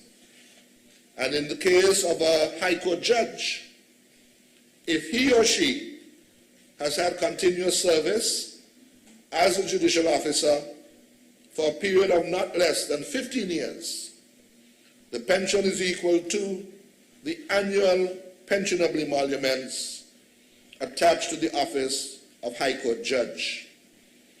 And if he or she has had continuous service as a judicial officer for a period of less than 15 years, but not less than 5 years, the pension is computed on a prorated basis. And in the case of a master, if he or she has continuous service as a master for a period of not less than 15 years, the pension is equal to the annual pensionable emoluments attached to the office of master. And if he or she has had continuous service as a master for a period of less than 15 years, but not less than 5 years, the pension is computed on a prorated basis. In accordance with Clause 9 of the bill, Mr. Speaker, a judicial officer may receive a reduced pension. The payment of a pension to the spouse of a judicial officer and the payment of pension generally are provided for in Clauses 10 and 11 of the bill. Clause 12 of the bill provides for increases in pension. A gratuity in lieu of a pension is provided for in Clause 13 of the bill. Clause 14 of the bill provides for the payment of a pension or gratuity on the death of a judicial officer, and Clause 15 of the bill prohibits a pension or gratuity from being assignable or transferable.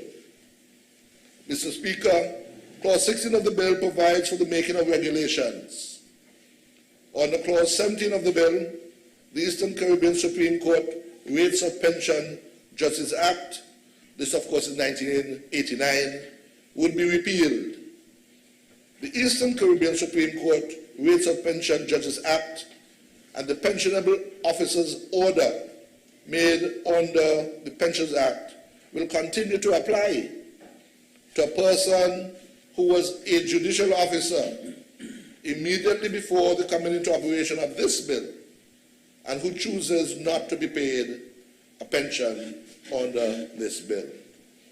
And so, Mr. Speaker, I would want to ask members of this House to support the passage of this bill This new bill seeks to provide a single, seamless code for determining entitlement and computation of pension for judicial officers, while also building equity and fairness into the process, which would enhance the attractiveness for recruiting suitable persons to the bench, and even at a later age than is the current position, which detracts from persons who may wish to serve at a later age from being interested in doing so. And once again, Mr. Speaker, I would wish this bill safe passage. May it please you, Mr. Speaker.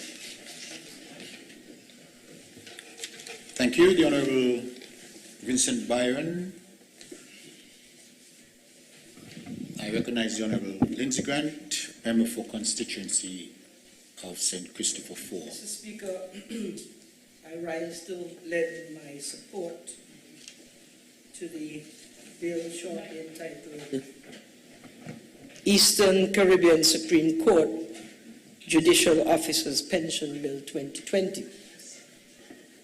To second the bill. Yes, and second. And I wish to reserve my right to speak.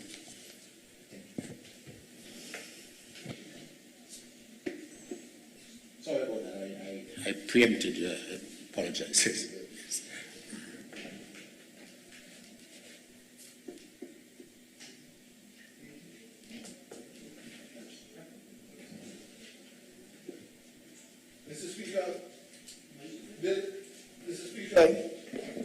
This bill seems very uncontentious, and I would say that we have the full support of the Honourable House, and we'll hope that we can continue to attract judges of the highest caliber to sit on the bench and to be able to provide justice for the people not only of St Kitts and Nevis, but the other members of the Eastern Caribbean Supreme Court area, or the jurisdictions from Grenada all the way up to the British Virgin Islands. The High Court, the Court of Appeal are critical limbs of our governance system. We cannot afford to have good governance in our country. We cannot do without having impartial judges of high caliber sit and adjudicate matters between our people. And so this bill helps to improve upon the current arrangements in relation to judges' pensions, and we wish it safe passage in this Honourable House. You have mentioned at the start, Mr. Speaker, that we have already obtained the fiat of the Governor-General.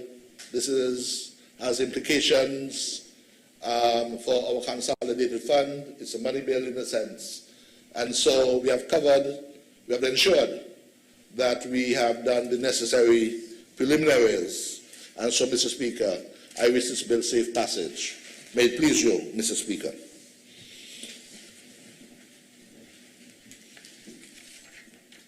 Thank you. The Honourable Attorney General,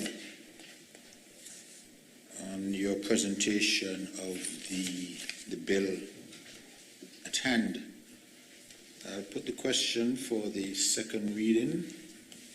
The question is that the bill entitled the Eastern Caribbean Supreme Court Judicial Officers Pension Bill 2020 be read a second time. Those in favour? Aye. Those against? The ayes have it. A bill to provide for pensions and gratuities payable in respect of the service of judicial officers of the Eastern Caribbean Supreme Court and for related matters, otherwise known as the Eastern Caribbean Supreme Court Judicial Officers Pensions Bill 2020. The bill has been read a second time. House will go into committee.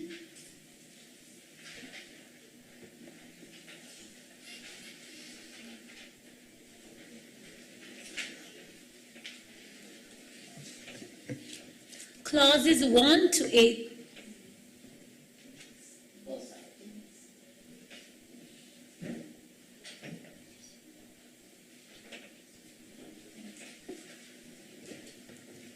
Clauses 1 to 18.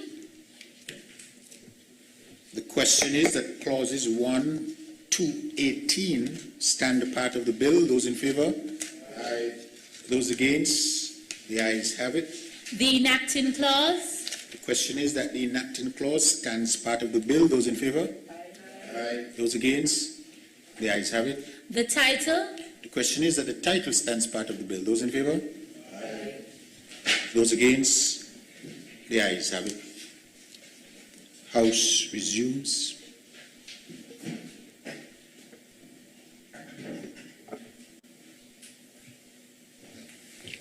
Mr. Speaker, I wish to report that the bill having gone to committee and there have been no changes, no amendments to it, and the fact that, as I mentioned earlier, we have obtained the fiat of the Governor General.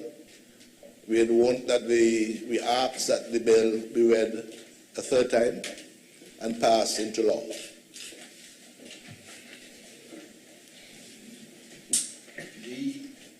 The question is that the bill entitled the Eastern Caribbean Supreme Court Judicial Officers Pensions Bill 2020 be read a third time and passed. Those in favour?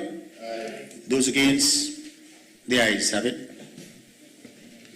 A bill to provide for pensions and gratuities payable in respect of the service of judicial officers of the Eastern Caribbean Supreme Court and for related matters, otherwise known as the Eastern Caribbean Supreme Court Judicial Officers Pension Bill 2020. The bill has been read a third time and passed.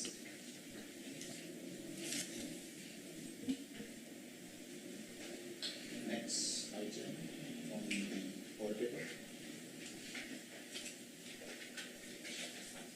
I recognize the Honourable Akila Bayo Nisbet, Minister of Health and ICT, with her presentation. Thank you very much, Mr. Speaker. And Mr. Speaker, with your leave, I rise to have read a second time the bill shortly entitled the Electronic Communications Bill 2020.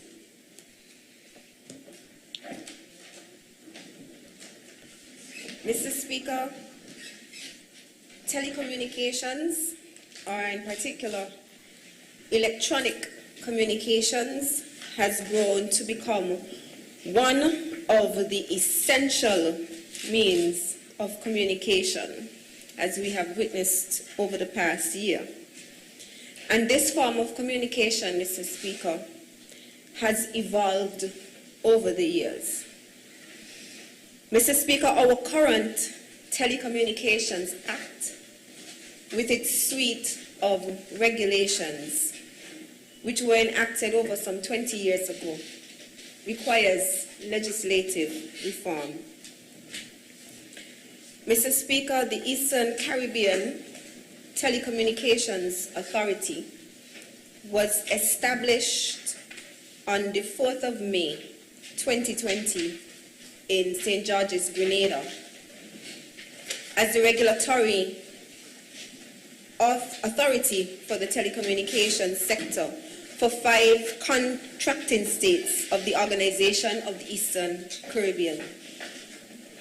These states are the Commonwealth of Dominica, Grenada, St. Lucia, St. Vincent and the Grenadines, and the St. Kitts and Nevis.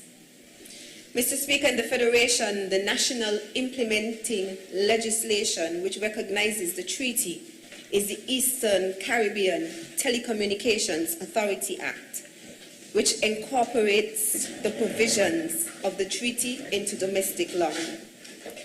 Since the establishment of Eptel and the enactment of the telecommunications legislation, the Telecommunications Act and accompanying regulations that have been in existence for over 20 years, there have been some significant growth and development in the sector, which necessitated a reform of the legislative framework. Mr. Speaker, just to provide a bit of background as it relates to this particular bill, the first step in the process was to prepare the protocol amending the Eptel Treaty, which revised provisions for the treaty with the addition of new definitions and removal of old definitions, which are no longer required in order to prepare for the introduction of this EC bill. Mr. Speaker, that amendment ensures that Eptel continues to maintain its obligation under the treaty as well as international obligations in relation to the regulation of electronic communications. Eptel commenced the amendment of the Eptel Treaty by ensuring that its contracting states signed the protocol and thereafter signing and submitting the ratification instrument, which were deposited to the OECS Commission as required in advance of the remaining phases of the legislative reform. Mr. Speaker, I am pleased to announce that the Federation has indeed signed the protocol instrument, and the former minister would have been the one responsible on the 23rd of October 2018 and signed the ratification instrument on the 11th January 2019, which were deposited at the OECS Commission on 28th January 2019.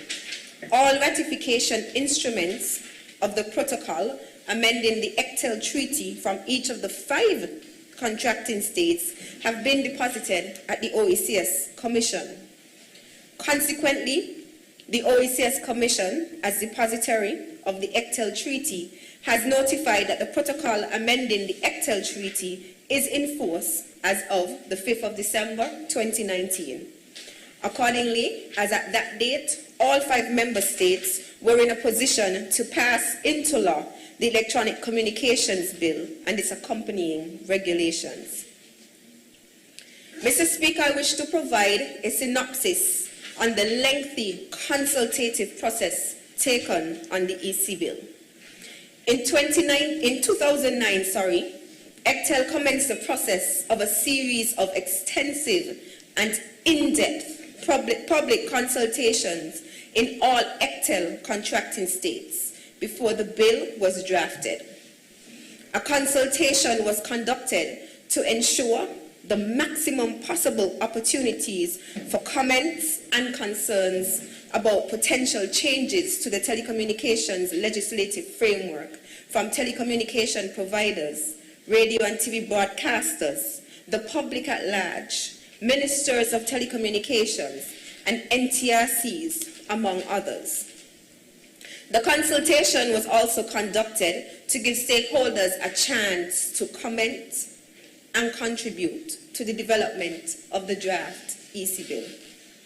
Eptel conducted a number of public consultations and published public notices on its website and the websites of the National Telecommunications Regulatory Commissions in preparation for the legislative reform in the sector. This provided opportunities for all stakeholders to review and comment on the EC bill and the regulations. Various media outlets were also used to raise awareness of the legal reform of the sector. There were a number of roadshows and presentations to various stakeholders in each Eptel contracting states to promote the EC bill. At the end of the consultation period, a drafting consultant was engaged by Eptel to review the representations arising from the consultation and to draft the EC bill. This exercise, Mr. Speaker, was completed in November of 2012. The initial draft EC bill was presented to the Council of Ministers at their 27th meeting, dated the 12th of March 2013, for review and approval. The Council proposed that the draft EC bill be reviewed by the legislative drafters of the Eptel contracting states, after which it should be laid before the Legal Affairs Committee of the Organization of Eastern Caribbean States. Once approved by the Council of Ministers, Eptel submitted the final version of the EC bill to its contracting states on 13 September 2019 for presentations to the respective Cabinet of Ministers of the governments for approval before presentation to Parliament. In October 2019, Eptel would have made a Cabinet presentation to the administration of St Kitts and Nevis, and on 28 November 2019, the bill commenced its first reading in Parliament. Subsequent to that, we would have our dissolution of Parliament and the forming of the new government, and therefore it required us to resubmit to the new Parliament for its first reading, which happened on the 13th of August 2020. Mr. Speaker, I will now turn to the details of the EC bill and provide this House a synopsis of its objectives. Mr. Speaker, the enactment of the EC bill in the Federation of St Kitts and Nevis will ensure a broader scope of regulations from telecommunications to electronic communications, and will also address matters, but not limited to, principles of fair competition, change of ownership of electronic communication companies with the Eptel contracting states, universal service and access, preservation of an open internet with the adoption of net neutrality principles, the establishment of the NTRC as body corporates, the setting up of a tribunal independent of the NTRC to hear unresolved disputes between licensees and customers, and the inclusion of more penalties for breach of the legislation, among other things. Mr. Speaker, the EC bill includes the critical elements necessary for an effective regulatory framework, such as the functional aspects of the regulatory authority, decision-making processes, accountability, consumer protection, dispute resolution, and enforcement powers. Mr. Speaker, the EC bill will serve as a valuable piece of legislation for the electronic communications sector in the Federation of St Kitts and Nevis, because the goals of the EC bill are to ensure that market failure is avoided, to foster effective competition, and most important, in my opinion, is to protect consumer interests and to increase access to technology and services. And I believe even now, as we move towards a digital economy, this means so much more in light of that, Mr. Speaker. Mr. Speaker, the reforms proposed in the EC bill are intended to give the regulatory authorities new tools required to address significant changes in the electronic communications sector. Since the promulgation of the Telecommunications Act over 20 years ago, the most notable of these changes are as follows. 1, market consolidation.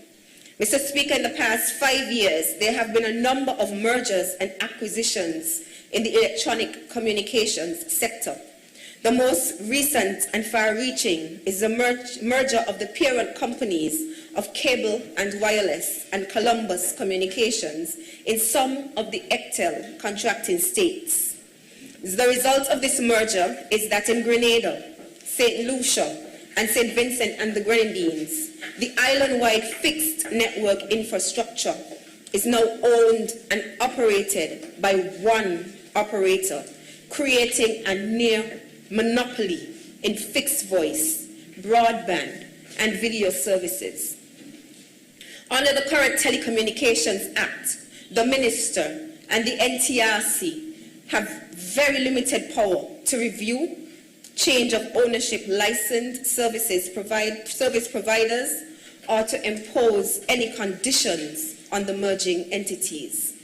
The EC bill proposes significant competition rules, which provides the Minister and NTRC clear powers to regulate the change of ownership or changes in significant shareholding. In addition, the EC bill provides clear and transparent rules for how a license would be determined as having significant market power and sets out the obligations that can be imposed on significant market power service providers. The EC bill also prohibits anti-competitive behavior by all licensees. 2. Vertically integrated operators. Mr. Speaker, market consolidation in the electronic communications sector has also resulted in vertically integrated licensees. And this simply means, Mr. Speaker, that the same licensee provides services at every point of the value chain in the electronic communications sector. The major service providers who control access to submarine cable systems also control terrestrial-based fixed and mobile services, infrastructure, and also provides retail services to customers. And I think we know examples of that, Mr. Speaker. Access to subsea and land-based infrastructure is essential for a vibrant and competitive electronic communications market. However, vertically integrated operators have no incentive to compete with them in the retail market and increase choice to customers. Lack of access to essential infrastructure is a significant barrier to entry in the market.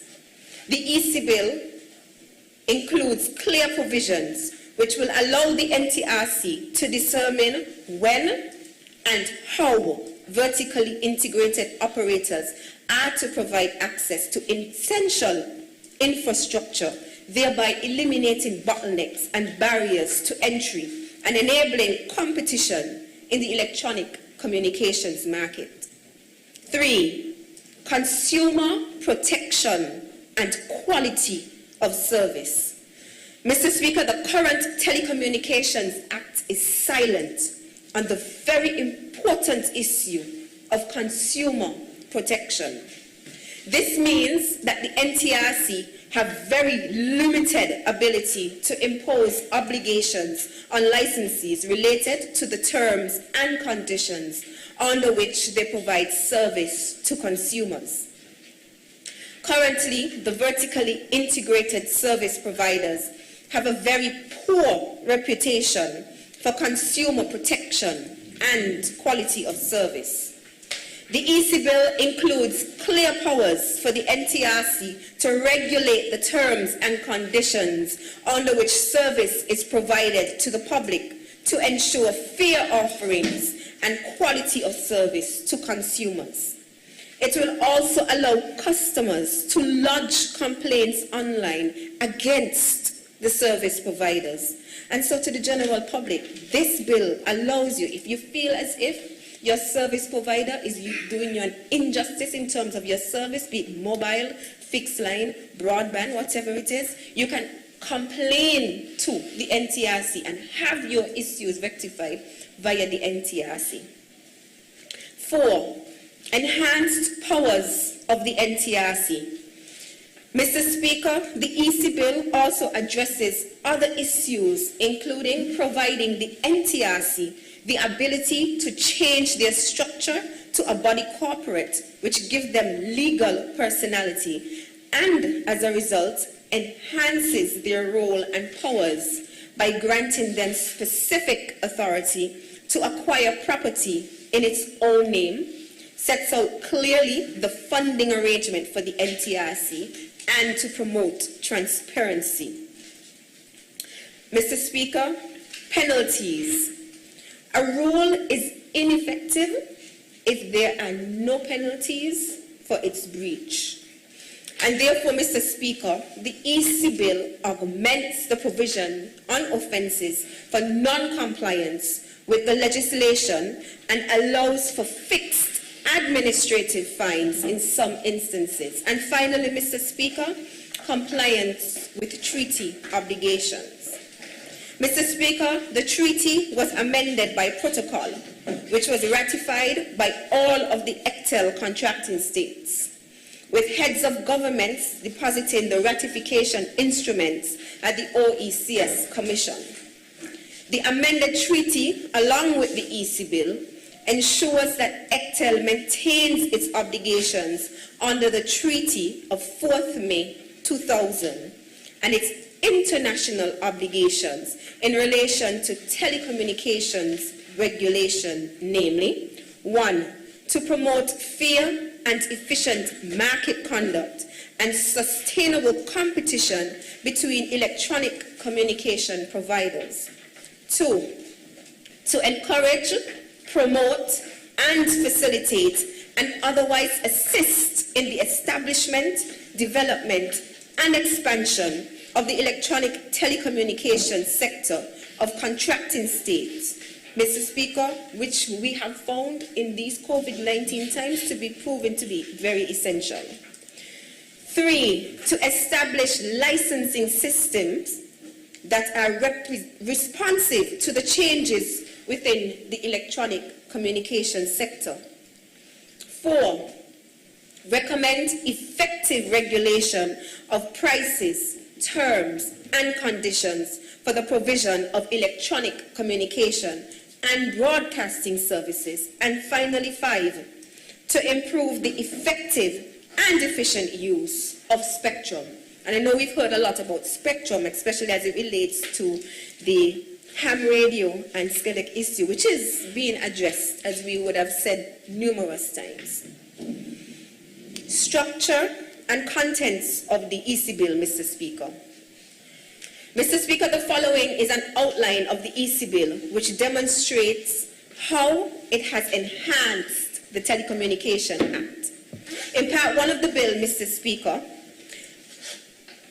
the Telecommunications Act has been expanded in this EC Bill to include definitions that were not included previously, such as definitions for electronic communications, net neutrality, and reasonable network management, and the expansion of some definitions, such as the definition for universal service to universal service and access.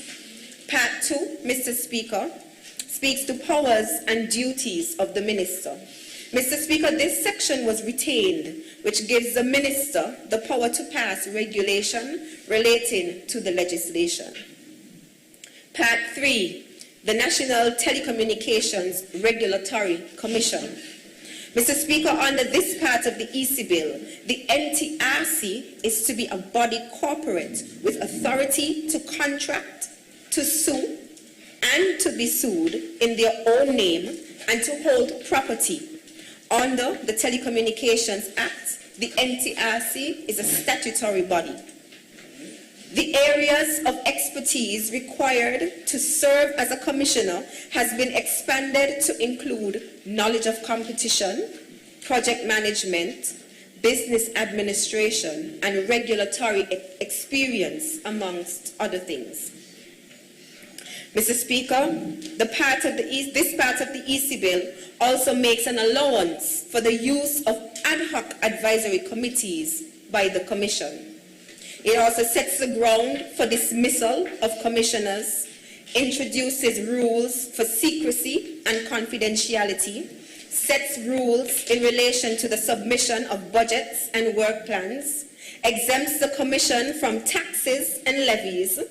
The EC Bill strengthens the accountability of the Commission in respect of financial matters, including audits, and clarifies the responsibility of the commissioners in cases of conflict of interest.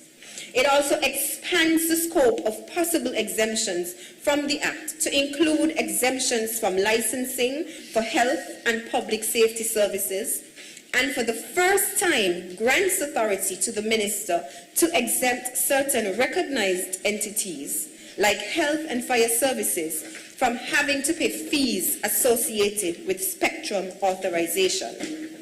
The EC bill makes provision for the NTRC to contract with a private entity to manage the top-level country domain name and for the Commission to issue codes of practice, breaches of which constitute breaches of the terms of license.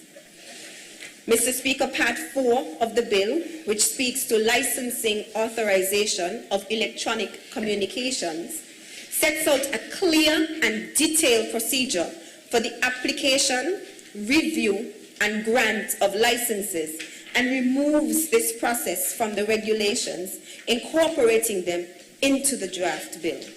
It increases the term of special licenses from 10 days to 21 days, and it sets a penalty of $1 million for breaching country code top-level domain name registration. Mr. Speaker, Part 5 of this bill, change of control and ownership of licenses and frequency authorizations. Mr. Speaker, the EC bill sets out new provisions and a procedure to deal with the change of control and ownership of the license and frequency authorizations. It requires notification for change of significant interest, defined as ownership of more than 20%. It also sets restrictions on change of control of a licensee which did not exist under the Telecommunications Act. A certificate of non-objection is now required from the Minister. Mr. Speaker, Part 6, rights and obligations of licensees and frequency authorization holders.